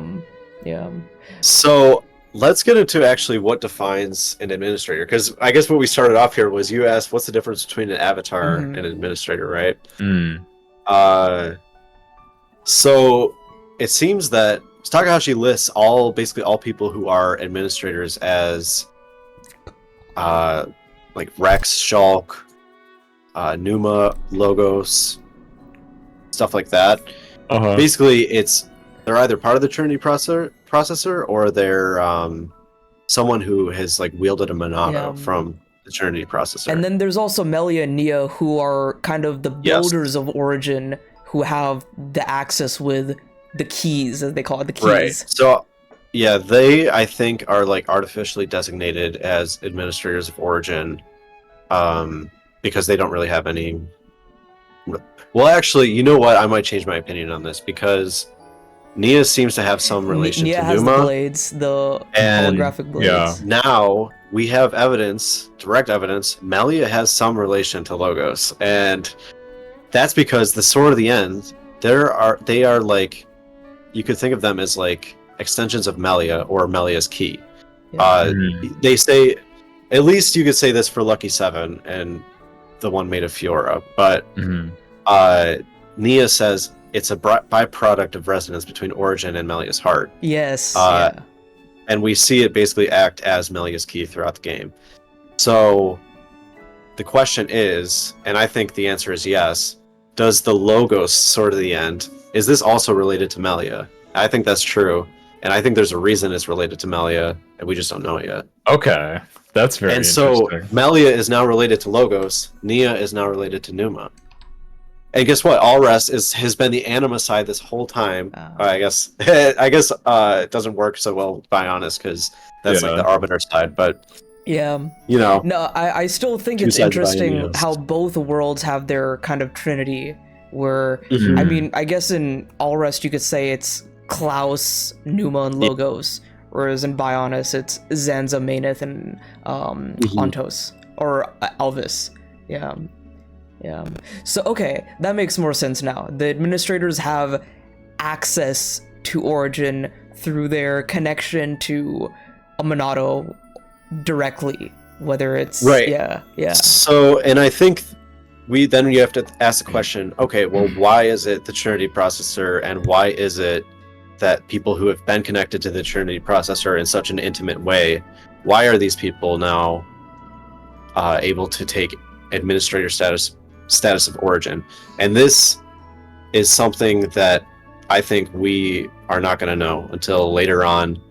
I think we're going to get a lot of information about why Origin is constructed exactly in the way that it is. The whole point of Xenoblade 3, or the whole story of Xenoblade 3 wouldn't have happened unless Mobius could be formed. If Mobius couldn't be formed, there's no story of Xenoblade 3. It would have just worked. Yeah. So, why can Mobius exist? Why was Origin even created that way in the first place? We have no idea. Yeah, because you would have thought that with using this Origin metal technology, using this Ontos architecture, core crystals, all that, you would kind of think that people like, I don't know, Melia, Nia, Tora, even Shulk, they would be like, oh, maybe the wills of the people inside will kind of screw things up. Maybe people people might not want to move on. People might want to hold back. Maybe that might have at least predicted Mobius. That's the Mobius wish. That's how it manifests. Oh. I just had an idea. What? So, the whole point at the end of Xenoblade 1 was, no one has the right to choose. No one has the right to choose. Everyone is collected in the unconscious collective, which determines the function of Origin. Everyone is choosing. It makes sense that the Mobius wish would that be... makes so much sense. would be an collective unconscious thing, because it is like this fear that a lot of us have in the back of our mind, like the fear of change and the fear of moving on. And all of our main characters, all of our party members have dealt with the idea that things will have to change, and they do have to actively take steps forward to make the world right again, to solve the problems that they're faced with. Yeah, that's cool. And I guess, and Z is just like the exploiting factor. Z is that you know, the person hungering for power in this situation here. I love Takahashi's descriptions of Mobius, where he goes into detail of Zed's line of "it amuses me." He's like, I like to. It's someone who likes to make money, and then one of them was, I think 3-star restaurants taste delectable or something. Because it's so real. Because that's like the core of Xenoblade 3's antagonists is like the system, the man. You know, it's like it's the people vying for power that don't have any need or want for emotions or connections with each other. They make other people fight amongst themselves for their own gain. And it's just like, I think it tells it shows a very real analog to how power is exploited in the real world. Agreed. I think kind of not like a tangent, but like, you know, each palace in Persona 5 has like its own like sin. Like there's like the 7 deadly sins, or in the case of Persona 5 there's 8. I think Mobius just embody all of them in like one like entity, one collective entity. And that's why they're all goobers, and that people complained about this. People complained about this for so much. It's like, you don't get it. It's like they're supposed to be that way. They're the suits. They're the yuppies. The people who are just like who are vying for power. They might be the Nintendo YouTubers that tell you not to pirate games. To be honest, I wasn't a giant fan of Mobius at first. I was thinking exactly how you're saying there, like, well, they're just kind of this faceless entity that's like, they have no character really. They're just like, their character is their negative traits. When Zed said that at the end, I was kind of disappointed. I was like, oh, that's it? All you want is the amusement? That's it? I love that. I remember being disappointed at because it amuses me. I was like, oh, come on. I like rolled my eyes at that. I was like, why? But now, like, I'm like, no, it's perfect. I've always loved stuff like that. Like probably the first one that stuck out to my mind was Death Note, where Ryuk was like, I was bored. Like, For me, with Xenoblade 3, we did get a lot of the sympathetic villains as well. We got Shania, we got Yorin to an extent, and we got my personal favorite Xenoblade villain, which is N. I love N. The more I think about him, the more I really, really like him as a character. And the unthinkable happened with Future Redeemed. I was like, oh, N's gonna be here. We're gonna see like what he did with the city. We're gonna see all that, and it's gonna be cool because N's gonna be back.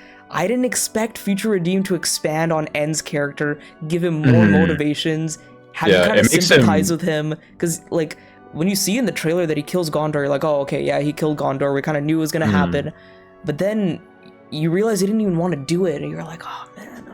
It makes him a much more tragic character. I think one thing that I want to say about Mobius is they're very clearly using the language of the like 1960s anime villains, like I don't know, something like Yatterman or Cyborg 009, just like your Saturday morning cartoon like rogue gallery. Right. They're very much like in that style. Kind of caricatures. Yeah, they are kind of this like caricatures of this like evil personality. Yeah, and I think that's also a big stumbling point for why a lot of people don't like them as much. Yeah. So I want to keep this on N a little bit because I've got a few things regarding N that I'd like to say, and Noah, I guess. But I want to first reiterate that I'm actually going to run with that thing I just said earlier about the reason Origin works the way it does is because it's probably because the people designing it wanted to keep in mind this: no one has the right, no one person has the right to be a god. And that was their philosophy behind designing Origin in a way where all people of the world, their emotions contribute to how exactly Origin works. I guess I should say also, like, you guys know that like the function of Origin changed from how they thought it was going to work originally. Nia says in her Hero Quest basically that the original plan was that the worlds were going to come together, Origin was going to do its thing, and they were going to split back, and they were probably eventually going to have to do that again. But because the Mobius thing happened, well, she actually thought that the Mobius thing wouldn't change it. Once Origin was reactivated, we're going to split apart again, and we're going to be apart for who knows how long. And that's actually what everyone thought for quite a while. And that's kind of what the end of 3 kind of leads you to believe. Yeah. When they're like, oh, I hope we'll see each other again. I don't know if we will, but it was like a definitive goodbye. And you're like, oh shit. That's what it felt like. And then the cryptic post-credits scene where, well, what does it mean that Noah as a kid is like hearing is hearing Mio's Austere tune? Like, why is he walking? Why does he disappear? But now it makes sense with Future Redeemed. Well, what happened was the world's Origin like stopped doing its thing with Ioneos. The worlds were then Origin then changed its function via the will of Ouroboros of the worlds to be together, and not just for them to be together, but for them to be together after taking this leap that requires the hope or the will of Ouroboros to get across. That's the whole point, that Mobius like cannot make this leap, so they stay in Ioneos. But Ouroboros, they make the leap to combine the worlds, even though there's a chance that it might not work and it might just kill everyone. Because the alternative is what? You're going to live in Ioneos as humanity is just enslaved for until the world eats itself alive, basically. And in that post-credit scene, well, what is it? Basically, the worlds start, or the flutes start playing to each other, and then they start playing together. It's just like the end of Future Redeemed, where the worlds are kind of sitting right next to each other, and then they are merged into one. It's the same thing.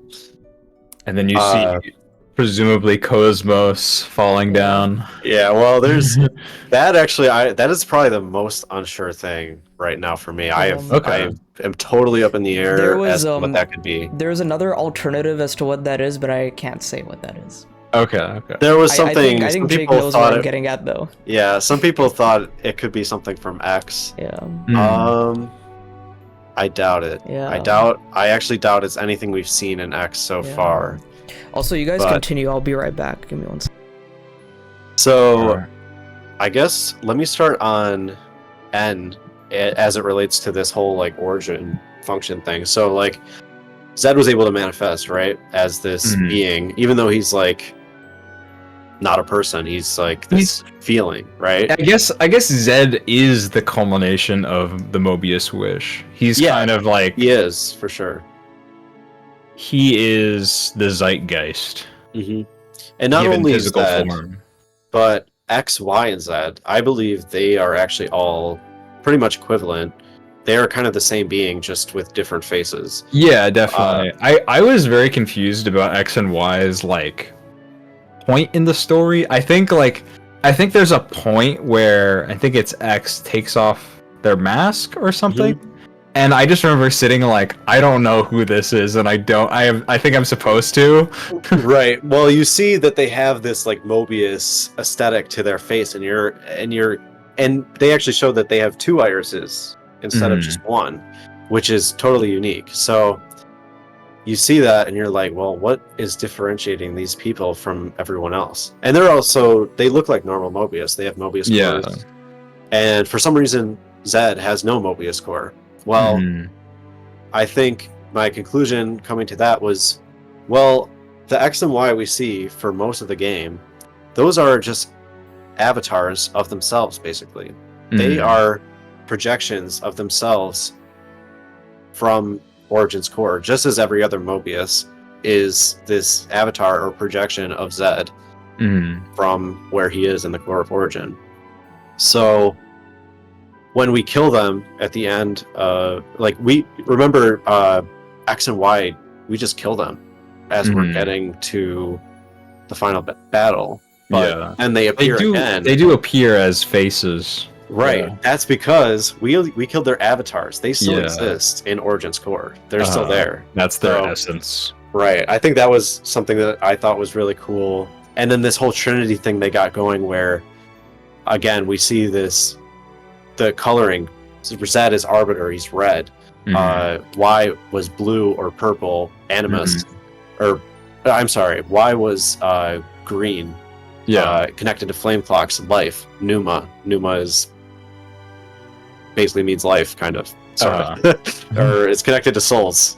Flame Clock's connected to souls, X is more logical. Animus, Logos. Yeah, X created the whole ranking system and all that. Yeah, and I think also X probably plays a part in determining what blade each soldier gets, what class they are, and stuff like that. Those logical kind of things, I believe probably X does those, and that entity works as a partial administrator. Another there's so many trinities, right?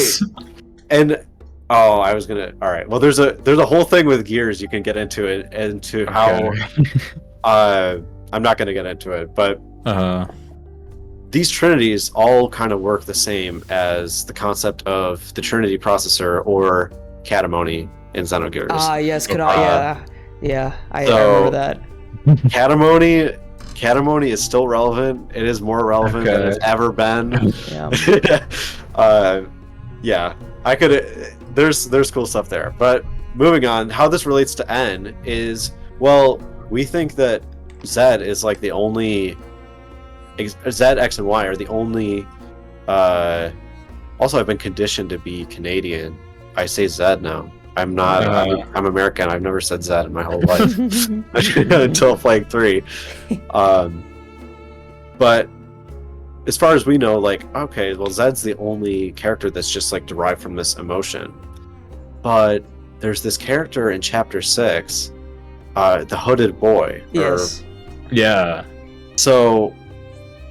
This was actually one of the most frustrating plot holes I came across in 3, because Noah sees this kid while he's talking to Zed in the theater. And I'm like, well, this kid is supposed to represent M, because M is presenting herself to Noah, disguising herself as this figure. But M was not alive all the way back then. The whole point was that N had to do something before she could be brought back to life. So, who is this person? How are they in Origin? And also, ultimately, they are needed for M to show N all these memories. M was not present to see all those memories that Zed showed to N, and because they're not her own memories, she can't see past her own death. Even though all consoles see their lives on that screen when they become Mobius, she shouldn't have been able to know all those things that she showed N. But that kid was there to witness the whole thing for her. So that kid had to have passed on that information to M. And that's why they're related so heavily. But Takahashi confirms in the interview that this kid is the hopeful will of N. And this was something that I was so happy that I got right. This kid is this Ouroboros version of Zed. That's what he is to me. At least that's what I think. Isn't he supposed to be Gondor? No one I think physically he is a hooded Gondor, I think. So his model is the young Noah. That is okay. people have like taken a look under the hood thing, and it is that younger Noah, and I think that's also from the voice. beginning of the game. Okay. Right. Okay. I thought it was the young Gondor. I guess I could be wrong. I thought it was the young Noah, but maybe I'm wrong. That's what I thought initially. So I'll have to look into this more. Yeah, maybe we can look it up or something. But anyways, the connection I had to Gondor, the first Gondor, was that Mio says that that child is basically the incarnation of their hopes and dreams. Yeah. Mm-hmm. This version of this Ouroboros person, what are they? They are the culmination of N's hopes and dreams. They are that. So this person is basically this partial administrator, like Zed, able to act upon their own will or upon their own volition within Origin. This is also the person that's responsible for N being able to be N and M being able to be reborn past Homecoming. This is the reason N is able to break that rule of Ioneos and respawn over and over despite reaching that limit. Do you think Shulk and Rex's Glimmer and Nicole lifespan extension glitch had anything to do with this kind of Ouroboros Zed coming into existence? That's difficult, but the answer could be yes, because A says to Shulk and Rex, the only thing they know for certain is that their hope will live on. Is this their hope? Is this partly their hope? I think that is very possible, especially since Noah is not an administrator by himself. So even though, you could say, well, his Ouroboros emotion is kind of external to the flow, does that also grant him administrator status? That's questionable. So maybe you could say, well, this hopeful will of Shulk and Rex and A, who are literally at the heart of Origin, even as Zed is controlling it, well, maybe that could be granting some kind of administrator power to this figure, allowing this whole thing to happen. Yeah. Then again, the whole thing with N respawning, that all happened prior to Shulk, Rex, and A becoming avatars. So you could also just say, well, no, it was just N's will. Yeah. But I guess that's all I have to say about that part specifically. But that I thought was really cool because otherwise we have no example of this manifesting ability of Origin to manifest wills into people, essentially, or personalities. Yeah, that makes sense. You mentioned, well, actually, I don't want to dominate this conversation. You guys have any other topics before? No, okay. No. What were you saying? So you mentioned N's sword is Mobius aesthetic, even before, like, while he's Ouroboros. It looks his sword looks like Mobius. Yeah, it still has the sheath is still glowing the Malos purple. Right. So I think actually the sheath has nothing to do with Malos. I think that sheath has to do with Zed and Zed's influence. Basically, his influence and control on him over N. So basically, as Numa, an administrator, is in Noah in base game's sword through Origin Metal, Zed is in N's sheath just through Zed's ability as like an administrator to provide a blade. Or you know what? I guess I didn't consider this, but maybe it could be that N's sheath actually has Origin Metal in it that connects back to Zed, but that's another question. That's a whole thing. Where did N specifically get his version of Lucky 7? The that dark Lucky 7? And where did he get question. his sheath? Which is like basically where did he get Malos from? This speaks to like the heart of the whole role to play as unassimilated thing that Takahashi was talking about, where people can choose to show up in certain ways.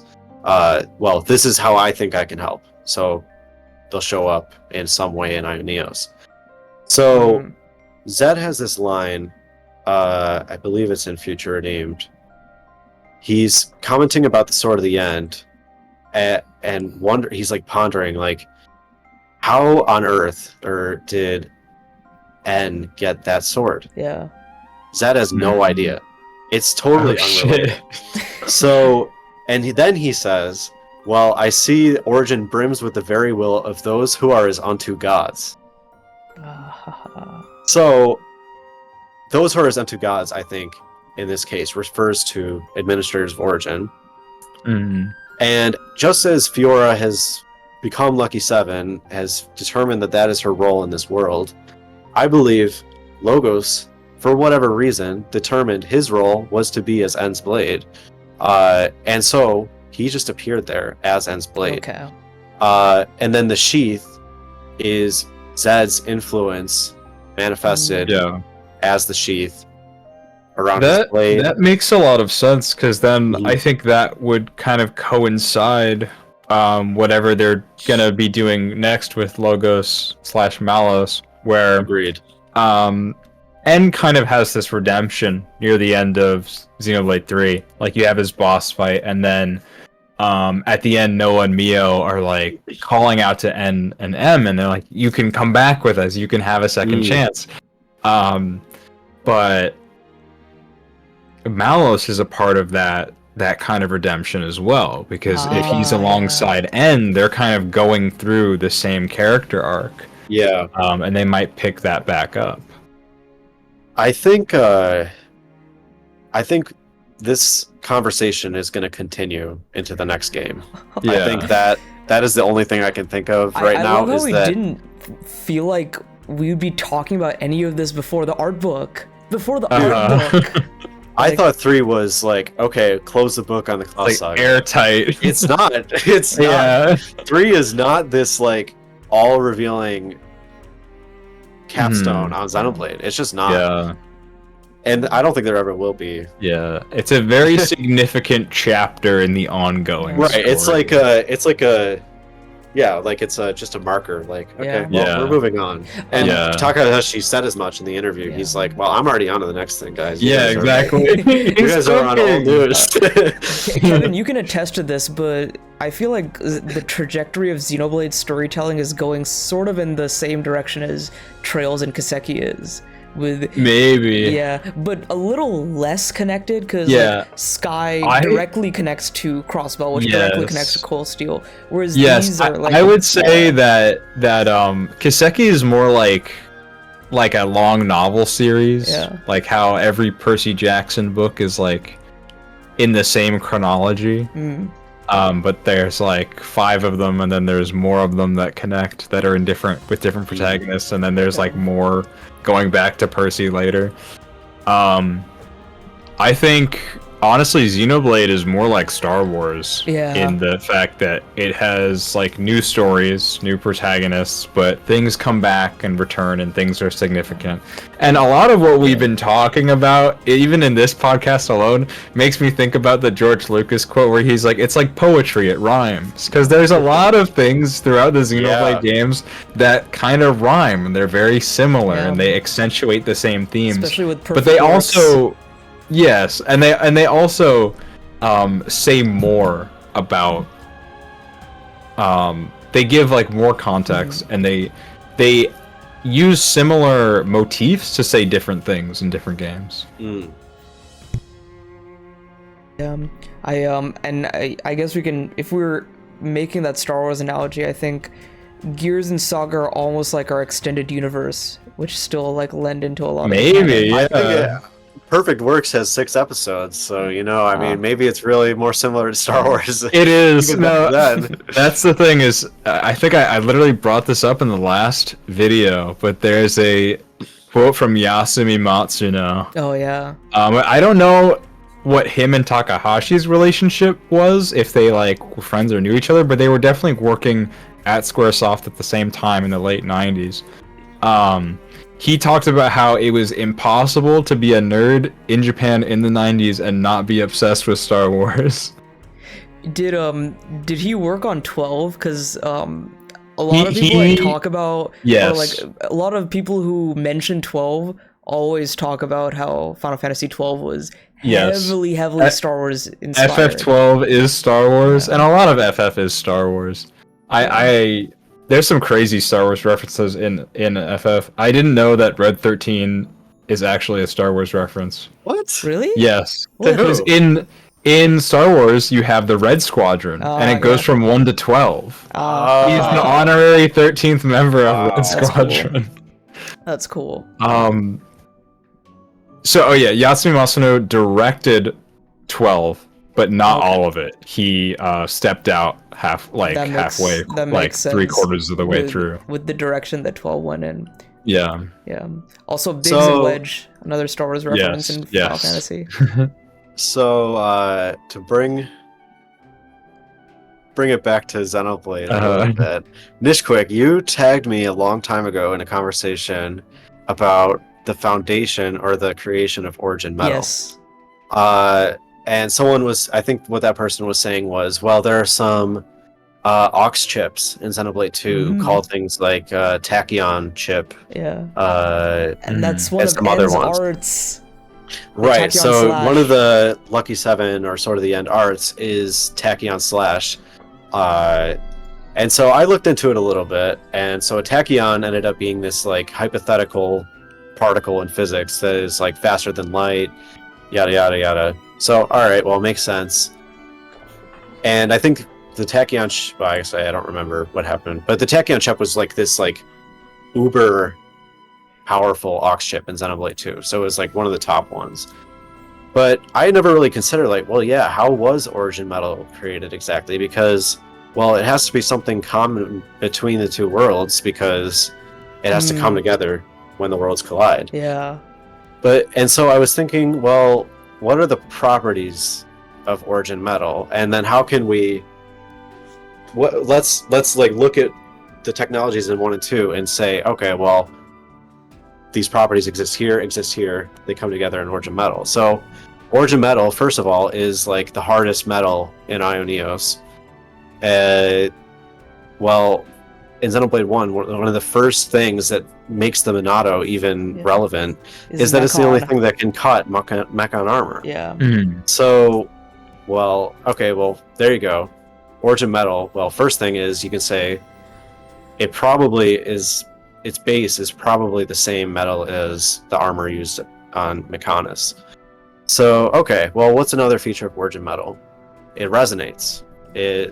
We see constantly, N and Noah both use this, where their like sword is like generating waves as they like charge it up. Oh yeah. And you see when Noah enters Origin, his sword is like vibrating. Even at the beginning when he meets Mio, Senna, and Taion, it's like to me it felt like Fiora, Pyra, and Mithra were kind of like telling him something, kind of like resonating in that way. I believe what was happening there. So you can actually see in that cutscene I thought this was so cool. You can see the moment at which his sword starts glowing green inside the sheath. And I was like, well, okay, well, what's green? Numa. Yeah.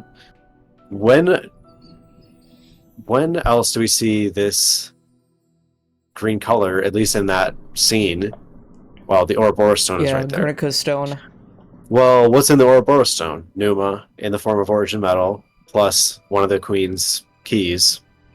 Nia's, assumedly. Okay, well, what does Noah have on him? He's got Numa and Origin Metal in his sheath, and he's got a Queen's key in the form of Melia, or Fiora, in the Sword of the End. Okay, well, to me, it was like, all right, well, the Numa part is resonating with the Ouroboros stone. That's what's happening there. Is his blade is resonating with the Ouroboros stone, probably due to like heightened emotion, or the whole kind of like fateful aspect of Noah and Mio meeting at the Ouroboros stone. It seems like kind of a pretty, fateful type event. Yeah, definitely. But also, so this resonating ability. What do core crystals do with drivers? What do blades do with drivers? Exactly. They resonate. Yeah. So, and what do core crystals? What are they made up of? They're made up of biological data. Yeah. Okay. What does Origin Metal do? It stores souls and people or it can like kind of manifest, I guess, these people. So to me, it was like obvious at that point. Origin Metal is a combination of Mechonis armor and core crystal technology with this like specific application to be used in this machine. Yeah. And that's even what Origin within the Metal is. Origin dungeon, we see a whole bunch of core crystals inside of the Ark itself.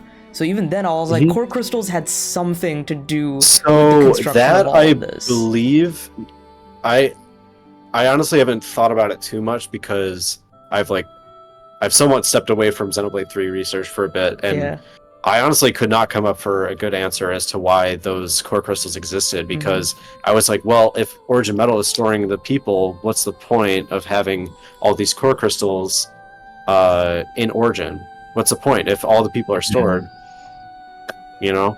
But I think now the best explanation for it is, well, that's actually where all the people of Ioneos are stored. And then Origin Metal is not really this storage medium. Rather, it's a way for these people, or it's a way for, I guess it's a way for these people or wills in these core crystals. They can manifest themselves through Origin Metal, basically. Because they are like part of the Origin system. I think that's the best way you could say those are being used. Yeah. What do you guys think? Do you have any ideas about Origin Metal? That is like kind of above my pay grade. I think I need to like play the game again and read the art book. I will say I always thought that like it had something to do with core crystals. It had something to do with like, because even I don't remember when I came to this conclusion, but I feel like after I beat the base game, I kind of had this understanding that souls were stored inside of Origin Metal. And then that was expanded on in Future Redeemed when Riku says that everyone is here inside Lucky 7 and other things relating to that. I was like, oh, there's souls stored inside of these like massive structures made out of Origin Metal, and that's where all the people of Bionis and Mechonis are. Yeah, but that's pretty much all I got from it after initially playing the game, and then just like the added context from the art book that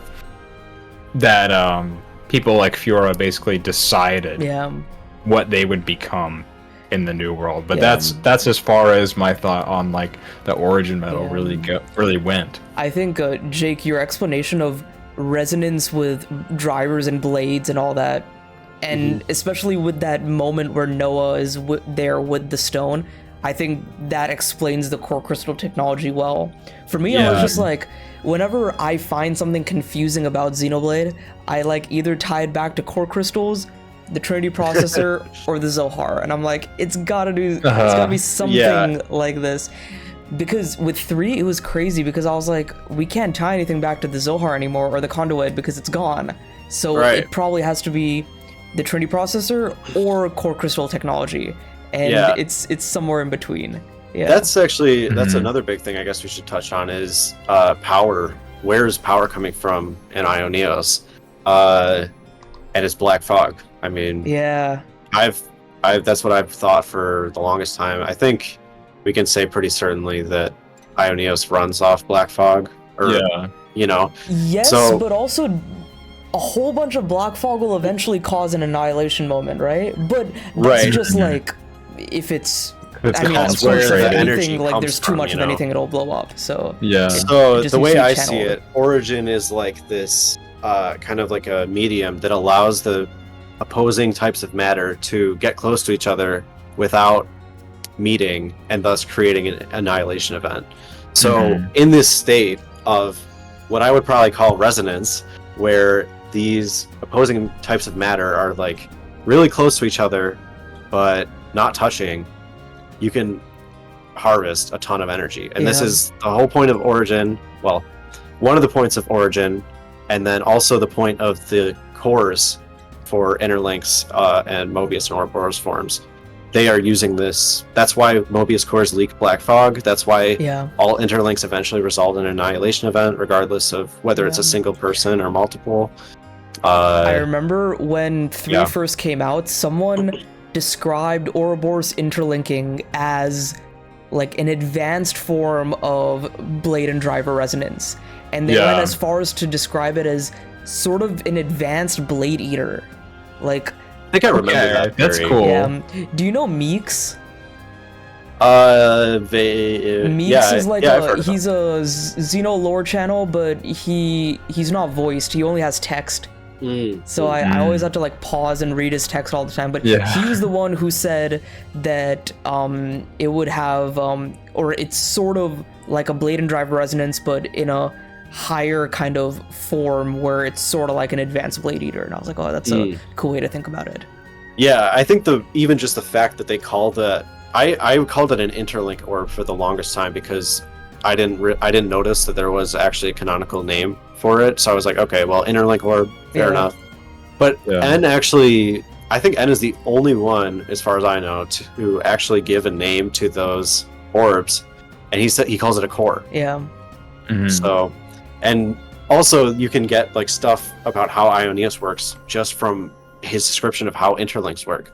He says interlinks all, or Ouroboros and Mobius forms, they all manifest outwards from the core.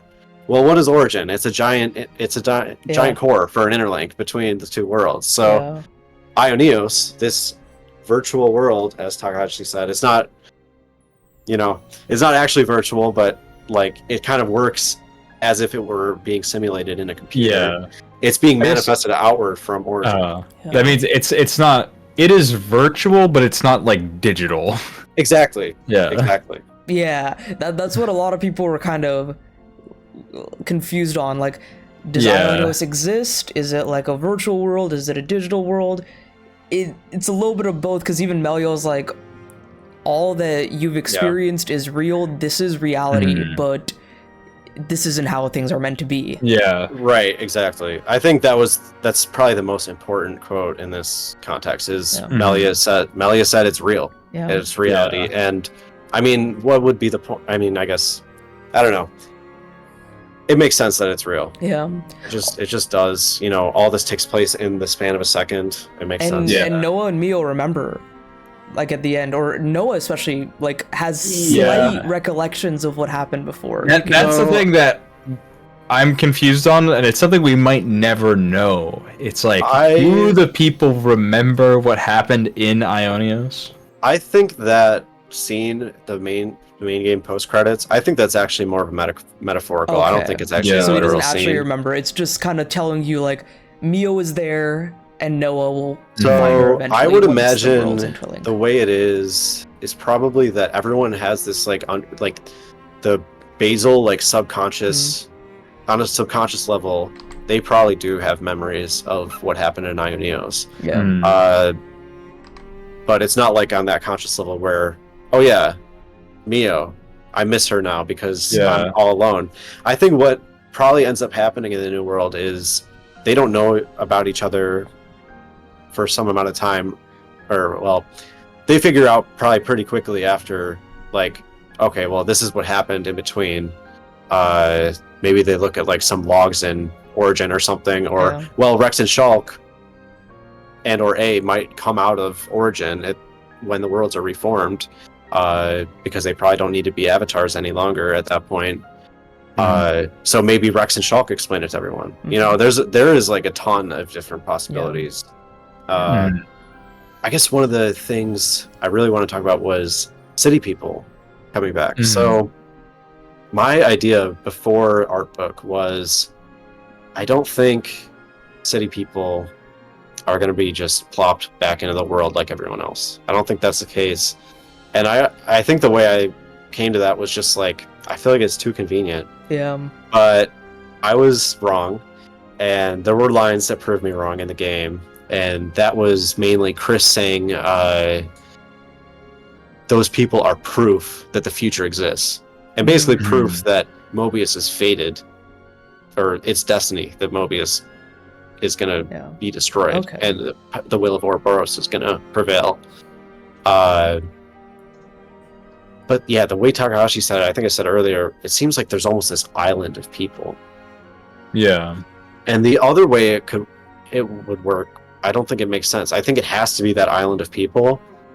Otherwise, only like a single point in time of city people are going to be able to be recreated. And even then, a bunch of them aren't, because the city is created over this period of millennia by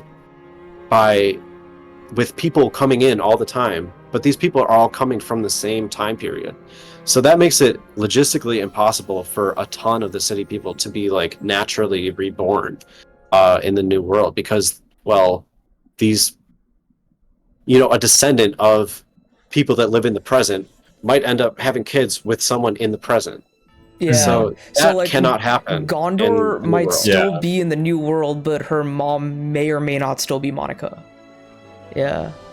Yeah, so that's where I think my conclusion now is that the city people actually do just all exist, and they're on an island in the new world, because I can't really think of it any other way at this point.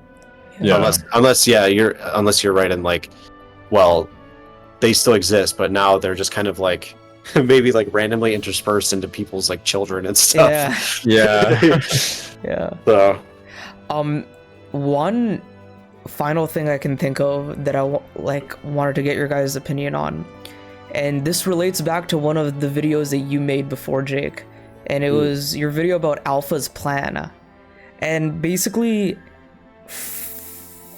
it's basically fog rifts. So fog rifts weren't created by Alvis, really, or by Ontos. They were just the byproduct of the worlds converging. But my conclusion that I came to is Alpha utilized those as sort of like portals to steal the city people away and to take them into his world, right? Yeah, so Fog Beast, as far as I understood what Takahashi said, is basically one monster from one world is like kind of like merging into the other world as a result of how close the worlds are getting to each other. So like they're kind of being expressed as this ethereal being in the opposite world. And something also interesting that was in the art book was they described all the Mobius scrabs and stuff. They described all of those as fog beasts. The enemies inside Origin. Oh, those, all described as fog beasts. And that was really interesting because I didn't think they specifically said like black fog makes up these creatures, and that was pretty shocking because I was like, well, I thought it was just Mobius energy. I just thought it was like will built up in this like Origin metal. Yeah, but no, I saw before the game even came out, there was like a clip of Fiona's hero quest where the Mobius take over the Volfs, and they look like fog beasts, and I was like, oh my god, fog beasts in Xenoblade 3, and then I realized that they're just like Mobius monsters, but they now could very well be fog beasts. I think that makes more sense with how it was built up from Future Connected and then what we see in Future Redeemed. I think that would that make Mobius have some kind of power over the fog, or would the fog just be like Well, I think this speaks like directly to kind of the nature of black fog and gives us actually a new look at how fog is able to be manipulated, because now we have two kinds of fog. We have black fog and orange fog. Orange fog only appearing when Alpha is involved or in Future Connected. Orange fog does not appear at all in the main story. In the main story, And my conclusion regarding that was basically, well, orange fog is this higher energy form. Basically, when it's orange, the matter is even closer than it is when black fog appears, and it's this like higher energy state of black fog. And Zed would not want to use this ever, because his goal is to prolong the existence of Ioneos as long as physically possible. So he does not want to he doesn't want to utilize this higher energy, less stable form of black fog energy, because, well, it's going to result in Ioneus collapsing sooner than it would otherwise. Too many Alpha, on the other events. hand, right? Alpha, on the other hand, he doesn't care. So he's planning on destroying Ioneus within the next, like, as soon as possible, basically.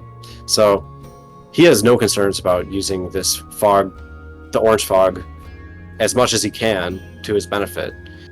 And I think we're seeing now with the Origin Metal fog beasts, or the Mobius scrabs, basically fog can like be imbued with will almost, or it can be like combined with will, and I think that is probably accurate because everyone's opinion on it before was like, oh well, this is just like Mobius energy accumulated in Origin Metal, and those are what these enemies are. But now it's like Mobius energy in the form of fog, almost so I think it's different that's from what something we saw I'm in going Future to keep Connected. thinking about. That's something I think it's still a bit up in the air, and I want to think about more. There was an opportunity for A to expand on this in the game, because there was a Affinity scene where A talks about the Black Fog. Matthew asks A, hey, what is this? And A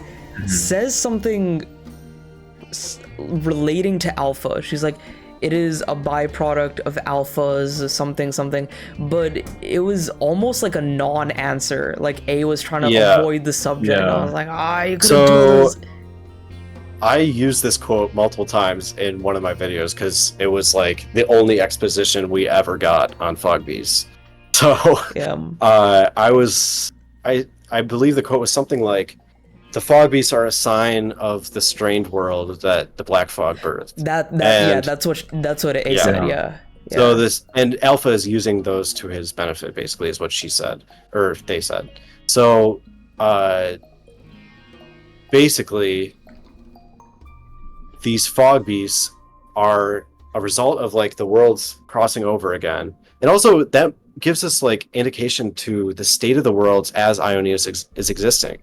Because Fog Beasts, now we know they can't exist without the worlds having this like crossover. And do you recall when right after you defeat Mobius, they're in the Ark where you can like simulate. It's basically like Ontos' memory space. You can see like whatever they would like you to see. They see the two worlds standing next to each other. So I believe that's probably the physical state of the two worlds while Ionius is existing. And Ionius is kind of this like pocket dimension that has been like created on top of Bionis and Aurus are just kind of frozen in place. Exactly. They're frozen. Relating back to all this, I thought it was really cool that Takahashi confirmed that there was a future connected moment that happened in All Rest. And honestly, if we get I like that. I wonder if people ever see that. I really wish we do, because like even if it's not like a game or anything, if they just talk about it, that'll be so cool to see. First of all, which Bionis enemy comes over to All Rest to fight? Like, is it like the Avalanche Abacy? Is it like a giant Mechon? Like, what is it? And then another thing is that story could mirror Melia's, where Melia becomes Empress, Nia becomes Queen. You can figure out why Nia becomes Queen. I'd like to see more of that. We could also get kind of insight and explanation as to what light is, what the medium of light is, and how they started communicating. And Origin's creation. Why Origin's created the way it is, how Logos is involved, how Logos came back. That is all questions that I think can be answered exactly in the sequence you're talking about. I think we will see something from there, because there's so much that happens there that is literally just unknown. We don't know anything. I wonder, because the next Xenoblade game will come out before a presumed definitive edition of Xenoblade 2. So we'll see what happens with that. Oh, that would be so perfect if they do it with the Xenoblade 2 definitive edition. Perfect. That'd be sick, dude. Imagine we get an extra episode on top of Torna. That's what I'm like imagining. The future connected of 2. Oh my god, that's so cool. That'd be awesome. What are they gonna do with Torna if they do a definitive edition of 2? Just include both. You know what I think they would do with Torna? I think they will make it Takahashi's original vision, where make it chapter 7, you play Torna and then you continue the game. That'd be they would have to take out the community. Oh no! Since it's definitive edition, they'd fix the side quests, so it'd be fine. Honestly, there'll be fun side quests, and there'll be less amount of side quests to do. All right. So, what do you guys think unassimilated means, or what did you think it means before and after the art book? If you had any difference before and after. To me, it's just the people that aren't in the war. The people that aren't bound by the clocks. They don't have the irises, they don't have the flame clock, they're not part of the flow, as Zed calls it. They're not part of the 10-year lifespan. Yeah. Okay, so I basically thought that was all of the liberators, and of course the city people as well. Yeah, so to me, unassimilated would have referred to specific, or people like Shulk, Rex, Panacea, Linka, Nia, Melia, all unassimilated. And what that basically meant, or I thought meant, was that when the collision happened, everyone was assimilated in Origin, assuming, basically, we assume that everyone died and their souls were put into Origin. And some people, that just didn't happen, and so they lived from the start of Ionios forever because they're like present lives. They're not aging in Ionios. This all changed with the art book because Shulk and Rex are unassimilated. At least, yeah, they are unassimilated. It's directly confirmed by Linka in Future Redeemed. But Takahashi contradicts everyone's idea of unassimilated and says, well, no, I don't think they are immortal. They showed up like a few years before Alpha did. And you see Shulk especially. You see, like, he looks different from the start of the game when you can assume that's when they were brought into Origin. Exactly. Yeah. And so he looks different later on. Yeah, Shulk's hair looks the same as it did before in the intro cutscene to Future Redeemed. Later on, like 15 years down the line, his hair is super long, and he's kind of like taken on this more like hardened appearance after the loss with Alpha. And kind of same deal with Rex, but I don't think as much changed. Rex just lost his eye, and he looks a little a little older. Yeah, Rex. Yeah, I think he's got a little bit of a goatee going as well. The way Takahashi said this was working is that basically their lifespans are being emulated inside of Ionios, and the reason they popped up when they did is because these people outside of the flow and because these people outside of the flow can appear in Ionios in ways that they believe will help. So the way Rex and Shulk believed they could help was, or subconsciously or consciously, was to fight Alpha and help during the events of Future Redeemed. But then what does it unassimilated mean?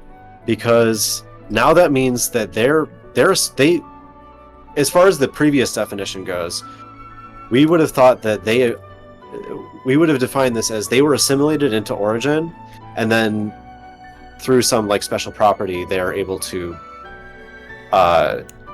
exist in Ionios separately from everyone else. But now we have to look at unassimilated as like, well, what are they unassimilated from? It's not Origin. They're definitely in Origin because they're being emulated by Origin. So they're unassimilated from the unconscious collective. So when people enter the unconscious collective, most people, I believe they become this part of the unconscious collective, which is this like identityless thing of wills, like this flow of wills. This is what Mobius is. It's an identityless state of being, basically. Certain people, probably people with strong wills and some degree of like randomness, don't assimilate into this identityless flow and thus exist outside of it. And some of those people are also administrators, and so they have the ability to edit the source code of the world, and they have those godlike powers, basically. So that's what I think unassimilated means now, basically, is not unassimilated in the sense that they were not ever brought into Origin. They are just not a part of that amalgamation of wills, souls, whatever. Yeah. You know? The flow. Yeah. Right. So what about Nopon? So he says Nopon are external to the flow, and that's why they live forever.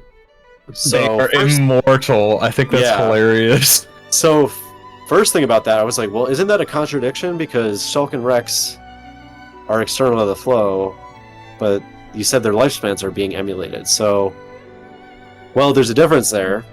Shulk and Rex have irises, so they are more connected to the world than Nopon are. Because they have the irises. So in some extent, they yeah. are part of Origin system. In some part, they're not part of Origin system, and that they like have the ability to break that. So Nopon are different in that they don't have irises, and the way they interact with Origin is through those. They have like terminals basically that have the same function as irises. Okay, yeah, because Riku and Manana still have blades in a way. Or blades. No, actually. They're so not? the way so their blades are just a pot lid and his screwdriver thing. Oh, And this actually okay. goes into what blades are, because blades really are not anything special. They are just items that can be replicated. So anything that's not Origin metal in Ioneos, I believe, can be infinitely replicated with restrictions set by administrators. Okay. This is how Collectopedia cards work. It's why people are able to send small items over long distances. Oh yeah, that's instantaneously. what Alexandria developed. Reason for that?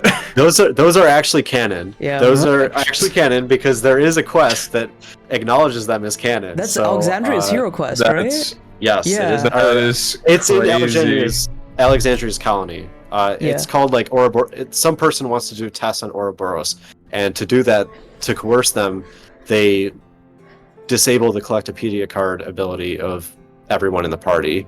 At least in the quest they do, not actually in gameplay. You can still use them, but oh, that's the one where like the words are jumbled, right? Yeah, I believe so. Because my friend Snapchatted that to me. He was like, "Dude, what's happened to my game?" And I was like, "I don't know." And then he was like, "Oh, it's part of the quest." Was this the hero quest or the Ascension I think this was quest? just a normal quest. I think it was just a quest. Okay, I don't think I saw this. Yeah, so the quest isn't really relevant. Yeah. Only the fact that it makes the cards canon and that ability canon. Okay. So blades, we see that blades, except for ones that contain Origin metal, can be like infinitely copied among multiple people. Basically, that speaks to the nature of matter in Ioneos as this just malleable virtual thing. You know, it's nothing to Ioneos or Origin to replicate these things because it's making them. It's the source of them, so it can make as many as they want. Origin metal, on the other hand, is like a limited resource that can't be replicated. These blades, I went down a super tangent with this. So Riku and Manana's weapons become blades. Yeah. So Riku and Manana's weapons become blades.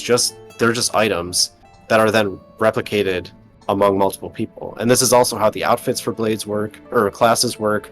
That's why everyone can have the same outfit. It's basically all of X is doing.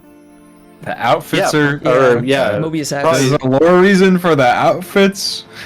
Yeah, because because they work under the same thing. Yeah, I guess even, so. When you first switch classes within the party members, like Noah is like, oh, there's an icon above your head. Oh, and you can see like through his iris. He's like, oh, looks like I have the ability to do this. It's all part of the iris network, all part of the Origin system. Yeah. And something you can tell to like verify if something's part, or I guess see that system like in action is, you know how blades like appear in this like way where they like kind of like they form. Yeah, they like are made into existence in this weird like ribbon like way.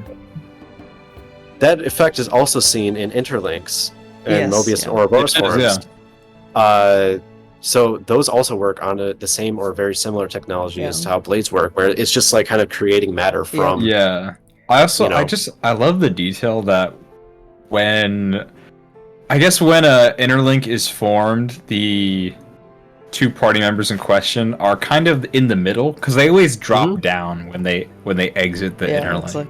I always thought that was fun. Well, I have a whole video about how that works, but it's really cool because what's happening there is like they're using the matter in their own bodies to create the energy for that interlink. It's like the whole basis of Ioneos is right down in that interlink.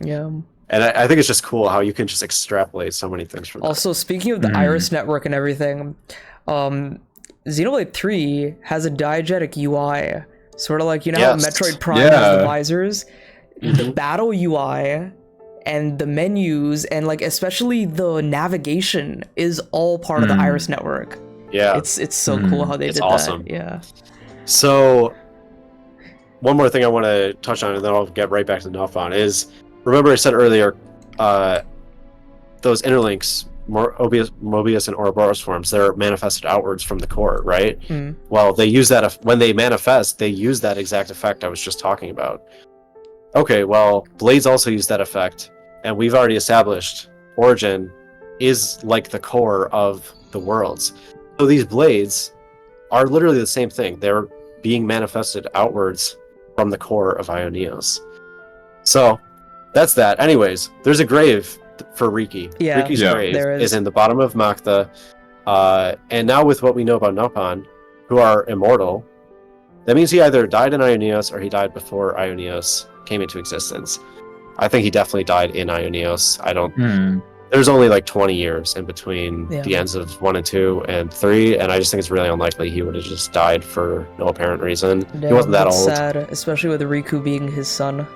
Yeah. And that also brings into question, well, have all Nopon been born into Ioneos at one point? And does that mean that the Nopon we know have all died in Ioneos before we got to see them? So, do you remember Ino? Ino says her master pawn is...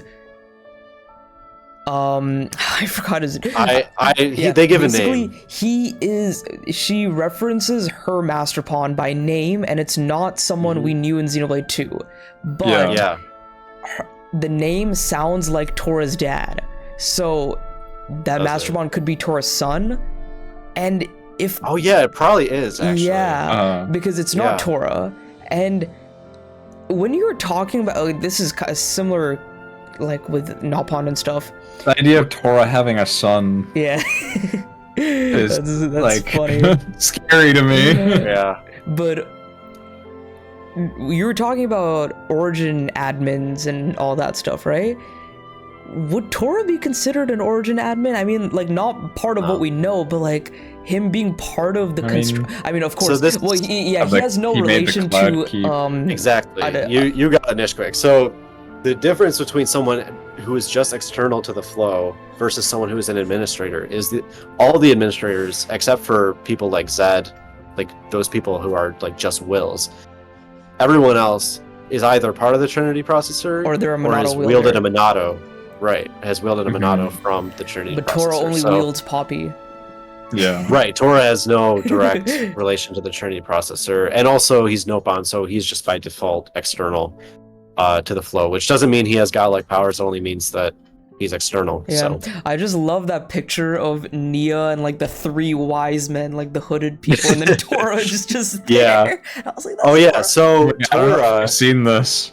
It's during Nia's flashback, not flashback, but like her exposition. You know it's the art where you see like half of Origin in the sky, and like it's the only art we see of Alrest before the collision, basically. And it's we see when Nia's we see Torgoth. We see the entrance of Torgoth as well. Yes, that. Yeah, this is in the lore dump.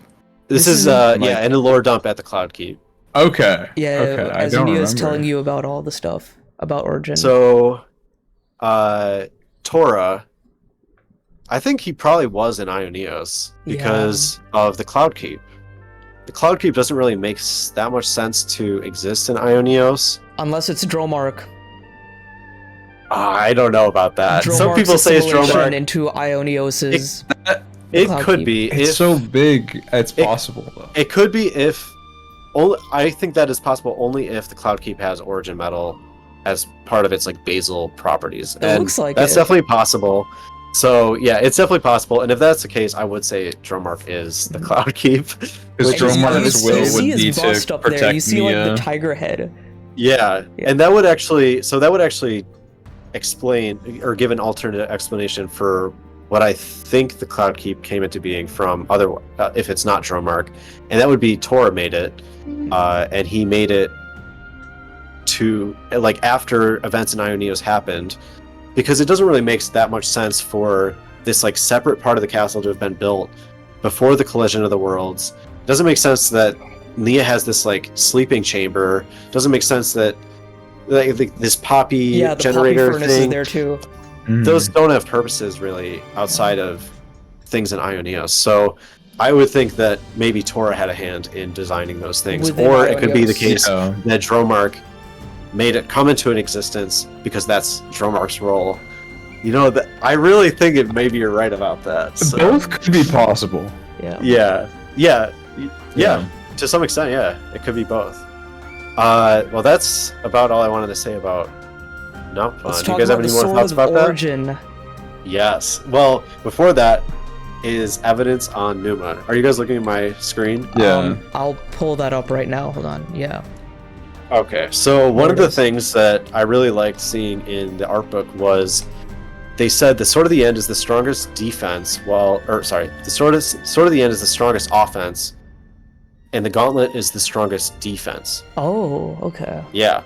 So the part of the Gauntlet that has Origin Metal is this piece on it's above the fist. It's basically where the Numa core is on Matthews. That like circular X thing. Yes. So this piece, I believe, is the Origin Metal, which contains Numa. We can talk about where we think that came from, because there's pretty limited answers as to how it could have gotten there. But basically, this thing will create a barrier, and we've actually see that directly in the main game. I should have got a picture. But at one point, I think in Chapter 3, Noah puts his hand out and blocks this blast from a flame clock. And during that, while it's deflecting the blast, you can see this Numa-colored lightning just emanating from the Gauntlet, just reacting with or blocking the attack. Yeah. And also, you can see in the main game, in his unlimited sword arts, there's a art called Power Raiser where he raises up his fist, and it's just undeniable. This Aegis shining light comes out of his fist, and this Numa green swirl just swirls around him. How did we not come to this conclusion at in 2022? How did we not? It's literally the same color. Dude, when I saw that, I was like, how did we not realize this before Future Redeemed? Because it's literally this green orb that plus a shining light plus this thing. It's too obvious. Yeah. And when he takes the sword out, he uses his gauntlet on the sword, and it's shining with a green light. There's green light involved in every single attack. There's so many things that were right under our nose the whole time, like the Malos purple, the effect, doesn't it? Yeah. Right here. Nice. Yo, I wish I had that. One thing I realized about this controller, I was like, oh yeah, it's the Aegis controller, and then I was like, oh, I guess it's just the pirate controller, and then I was like, wait a minute. This controller, more so than her normal design, way more reminds me of her swimsuit design. Yeah. True, actually, yeah. Now it's the pirate swimsuit controller to me. Okay, alright, well, moving back to Numa. Wait, one thing I want to say real quick, another thing that was under our nose the whole time, which I forgot to mention earlier, is Lucky Seven's name is Seven, and Seven is Fiora. It's just so stupid. It's everything was right in my face. It's the most meta, BS thing. It's so meta, because Seven was a community thing. People would call her Seven because it was a spoiler. Yeah. But yeah, continue with the images. So I believe this is Origin Metal with Numa in it, right? I think that's pretty clear. Okay, well, let's look inside the Ouroboros stone. Okay, what's this thing that's at the bottom of the? So there's that spiral thing in the center of the Ouroboros stone. This is the piece that's at the bottom of that. Look at that. That is exactly the same. Or it's pretty much the same as this. This is the top piece. This is that. These are the same thing. These are Numa in Origin Metal. The reason this is yellow though is because this is an earlier design of the Ouroboros stone that was not used in the game. In the game, the color is even the same. So let's move to what it looks like in game. So you can see here, this is the Numa Origin Metal piece, where it fits in. They say it fits inside the ring of the Sword of the End in the art book. You can see that right here. Okay. So that's the Numa Origin Metal piece. You can see it right there where it is. He's about to pull it out. And then you can see it on the gauntlet right there. Yeah. Right in front of our face the whole time. It's the exact same color as a... Yeah. Yeah, that's... It's just the coolest thing. It's you never would have thought. And then this thing, which I literally just put 2 and 2 together while I was preparing for the podcast. So this says Numa sword, and this says something like partner. This says Minato, Minato partner, Numa partner, Minato partner, and then this is the two of them together, and they've got this like ring around them. So this is a design of the Sword of Origin that wasn't really used in this way, but you can see here it's got this like kind of sheath thing. That is this. This is the Numa sword, and it's kind of at the back of his Ouroboros. And then this is the Lucky Seven, or Sword of Origin. Yeah. And that's here. And basically, you see that they come together. Yeah. And it's just like his non-interlink form. He's using both Minatos. He's using Numa, and he's using Lucky Seven at the same time. The only difference is, well, in the main game, you say, well, where is this sheath of Numa? This doesn't exist in the main game, so they must have cut it, right? No, it is in the main game. It's this. It's the wings. This is Numa's Minato. Oh, I don't shit. think. Oh, I don't wait. think. I don't think it's Origin Metal. This is not Origin Metal, but this is the Numa It's part. like, yeah, This it's the is exact this. same Wait, design. what is that? Is that like the wings on the back of the Ouroboros form? Yes, so they're the Oh, that's not the the one wings. where he like does These the are the sword sword. surf. He's the Yes. the sword This surf is the on it. sword. So it's actually like 2 or 3 swords or something like that in the game. But The they Advent come Children together into this Switchblade. one thing. But guess what? This is exactly the position that this takes in the game when you draw the Sword of Origin. So this is the Numa sheath to the Lucky Seven. It's all there. It's literally all there. So that is that is sick. right there. That is the true Xenoblade. It is. It is these. It is literally the Aegis and the Minato combined. Mhm. Yeah. Wow. It really is. Or rather being used in like tandem, because I think the implication really is Numa is like very heavily tied to foundations of Ouroboros. And so what's kind of happening here is like Numa in the form of Ouroboros power is like powering this Minato, and it's just sick. Yeah. Really, it's just sick. And also they give this little tidbit here, which is cool, is basically that the cores are made up of the 2 irises. I'm paraphrasing. I think maybe wait until the official translation comes out for that. Mhm. But that's what I got from that, was that basically these cores are made up of overlapping irises of the characters. And that was a theory I had before, is that the irises play some part in like hosting these interlinks. So I was really excited to see that as well. But I just thought it was so cool that this was right in front of my face the whole time, and I didn't realize it was like it was so representative of Numa until they literally pointed out to my face that like you can kind of see it even as the same design as this, roughly. Nice. It just makes sense. Just cool. And that is about all I have. So you guys have anything else? I do have one, like, I have a kind of a question I want to end the podcast with. But Nishkrik, did you have something else? No, I feel like there is something else that you teased about the. Oh yeah. One thing I wanted to ask is, you're saying how Sword of Origin and Sword of the End are the same, but they're referenced in different instances, in different situations and scenarios. So what is the true difference between those? Because like I was telling you before, like I always saw the Sword of Origin as the one that Noah pulls out in his Ouroboros form. Yeah. Like the true Xenoblade, as I call it. But then So- the Sword of the End is like Lucky Seven with the sheath, the Numa sheath on top of that. Yep. So the way I defined it before the art book was basically Sword of the End is the lower or like non-upgraded form. It's normal Lucky Seven, and then not included in the Sword of the End moniker is Numa in the sheath. But Numa is also present in the sheath, used in tandem with the Sword of the End. Okay. The Sword of Origin, I believed, was a fusion between the Numa blade which is this whole concept I had, and the Sword of the End. And to be honest, I kind of got that a little bit right, at least, with what I just discovered with the origin, or with the Ouroboros form, yeah. Right, with how integral Numa is into, like, that version of the Sword of the End. It's the same thing. Both are in tandem use of Numa and Sword of the End.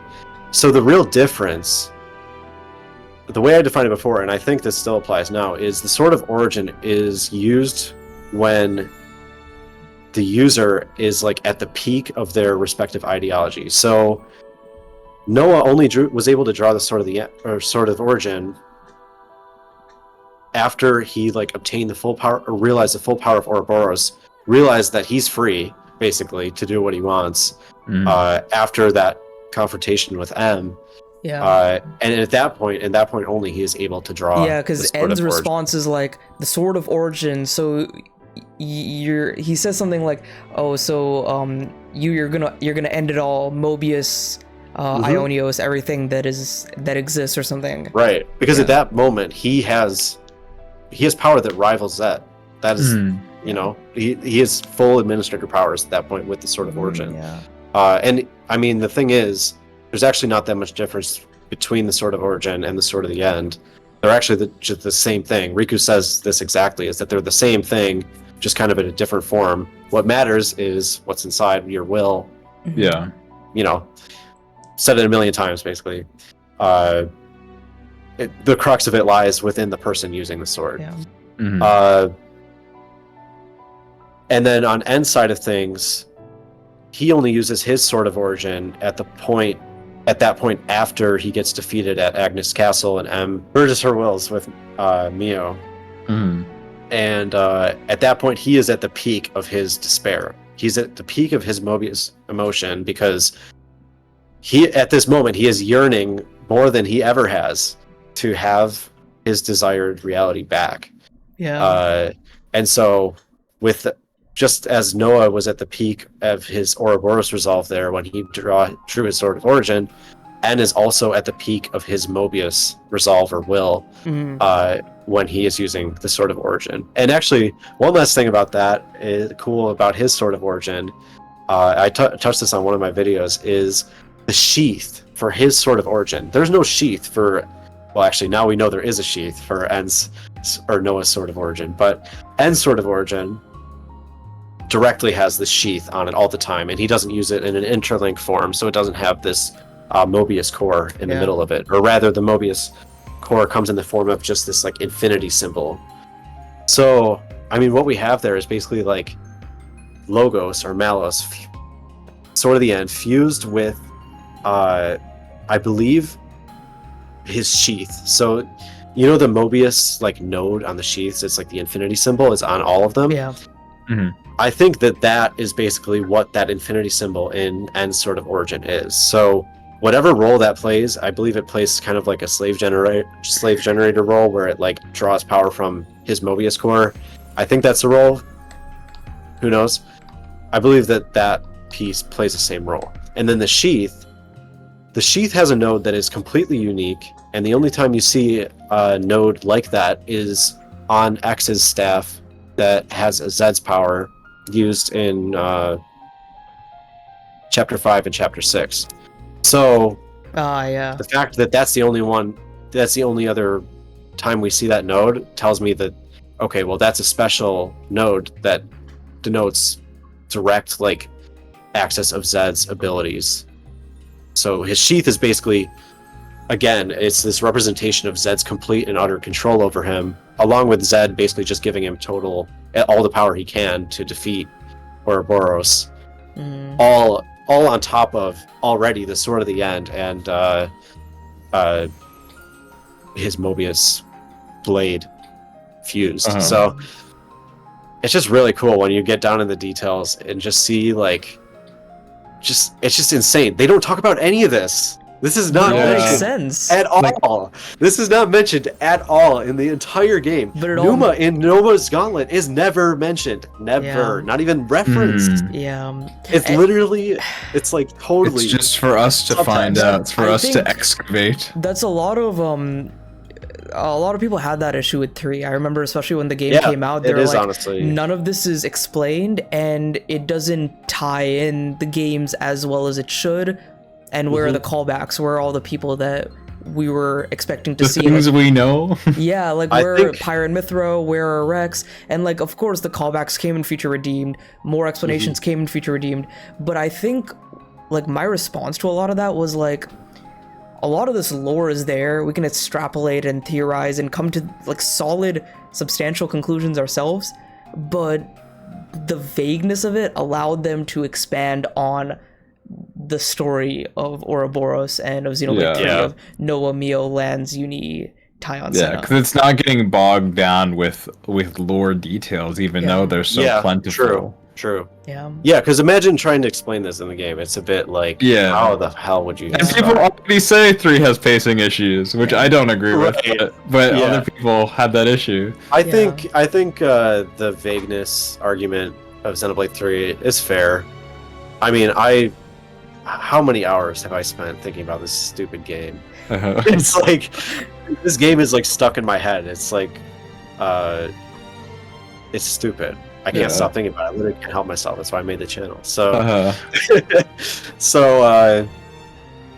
I think that's fair. I think maybe we should be able to know more without having to resort to outside information or like having to literally research a game to find out lore information. I think that's honestly that's what separates us from like the fan base to like the super fans. Yeah, and honestly, like pretty like core information, like the protagonists of the previous game are within the gauntlet of the protagonist, and we don't know that. That's pretty significant. It's like, okay, maybe we should have gotten some information here. But the redeeming factor about this, I think, is that I don't think this will be a trend. I think actually we're going to see a transition into the opposite, where we're going to get a ton of information.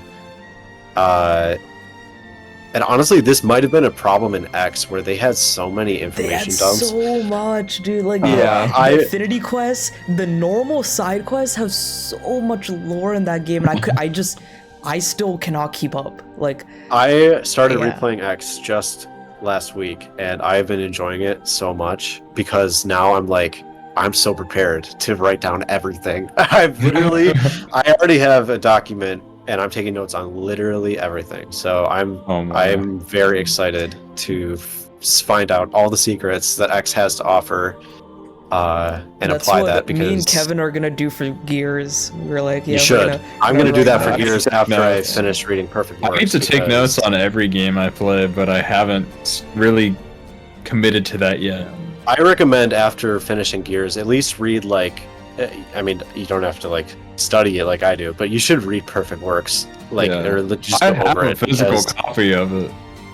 Me too, yeah. That's how I've been. That's how I've been studying it. Basically, it's just and I'm just the first page of that thing is filled with awesome information. Yeah. It's just I was having revelations on the first page of that book, and every page is just more and more, just this guy is a genius. I think that was the thing I'm getting from all of this is just Takahashi is a genius. Let him work his magic. He's gonna explain everything. Eventually, let him cook. Exactly. Yes. Let him cook. Yeah. That's my conclusion. Let Takahashi cook. Right. Kevin, what was your final conclusion that you wanted to end with? You were saying one more question.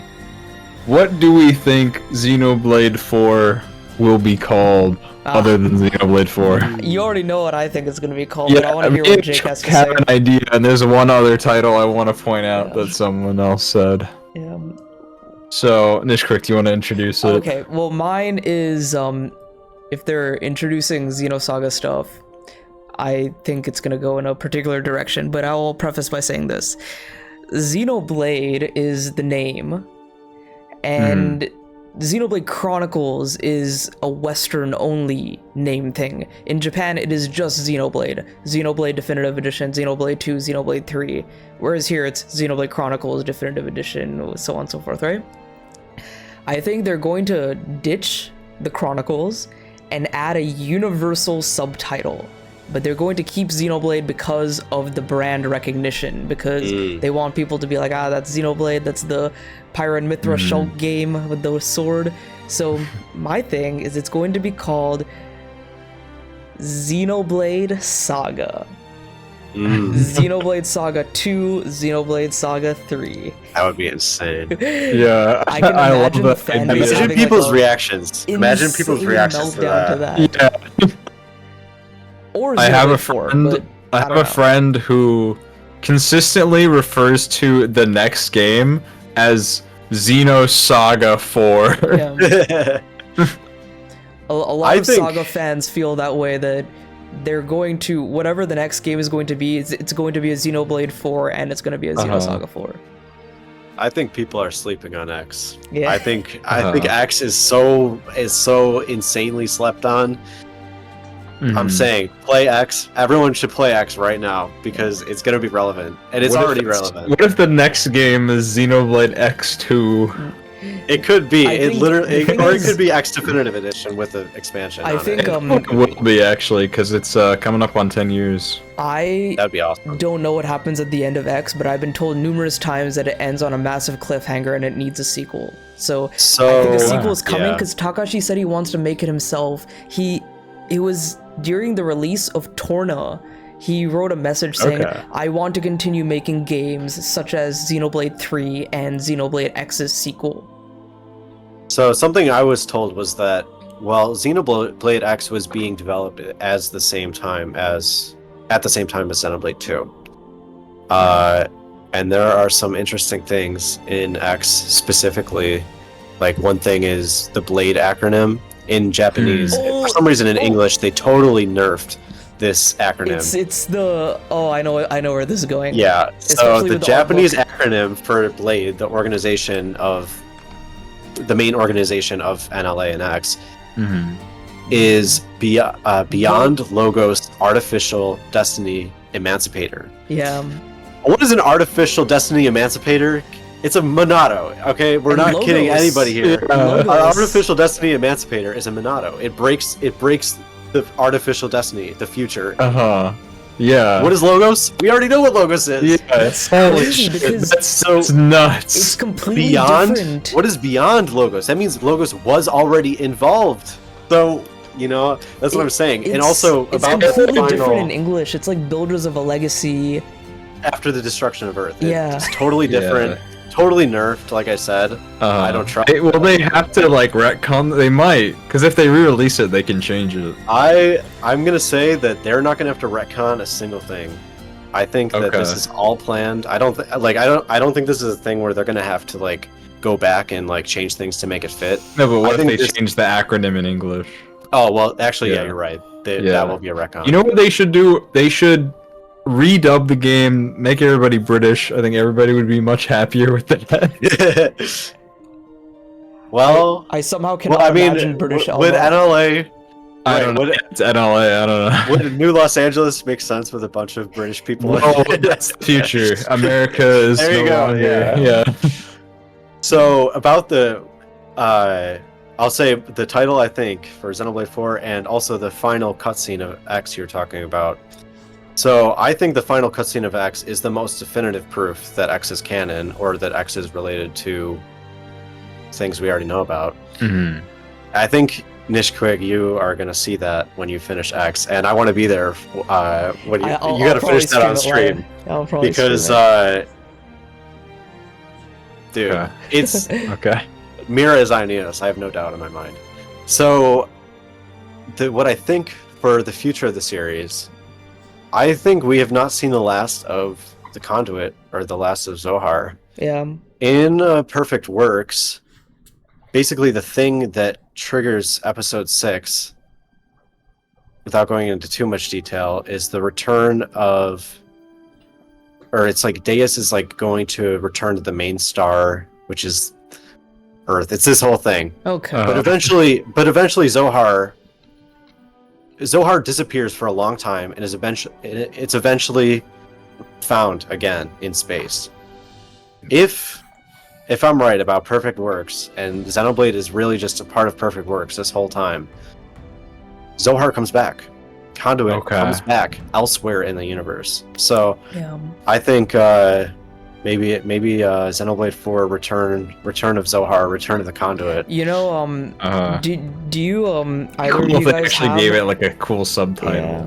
And imagine Origin's abilities being combined with the Conduit. Right now, Origin is like nerfed because it has no real reliable energy source. What if Origin had an infinite energy source like the Conduit? Okay. Do you guys Yeah. have the original art book which came with the collector's edition? Did you see the one page where it shows a bunch of Zohar emulators in Origin? Yes. Okay. Like Xenosaga Zohar emulators. I unfortunately wasn't so based in the summer of 2022. I'll send you a picture later. Dude, Kevin. I spent a whole day fighting. I was fighting with the my life for that thing. Wario screen on the. I got very lucky. Wario. I got very lucky to get that. Yeah. Yeah, there's a picture. There's like a bunch of different concepts for Origin's core. One of them, it looked like the Iris Network. The other one looked like Future Redeemed, where it's like that orange rift is in the center. Yeah. And that's the center. Then there was one that was it looked like the one we got, and then there was one with, I think it had like the theater or some like centerpiece, and then there was like Zohars. Yeah, a bunch of them. it was like a sea of Zohar emulators. Just Yes, like there was flying. a bunch of them, just a ton of them, going on forever. So that could be signaling things to come. Definitely. Yeah.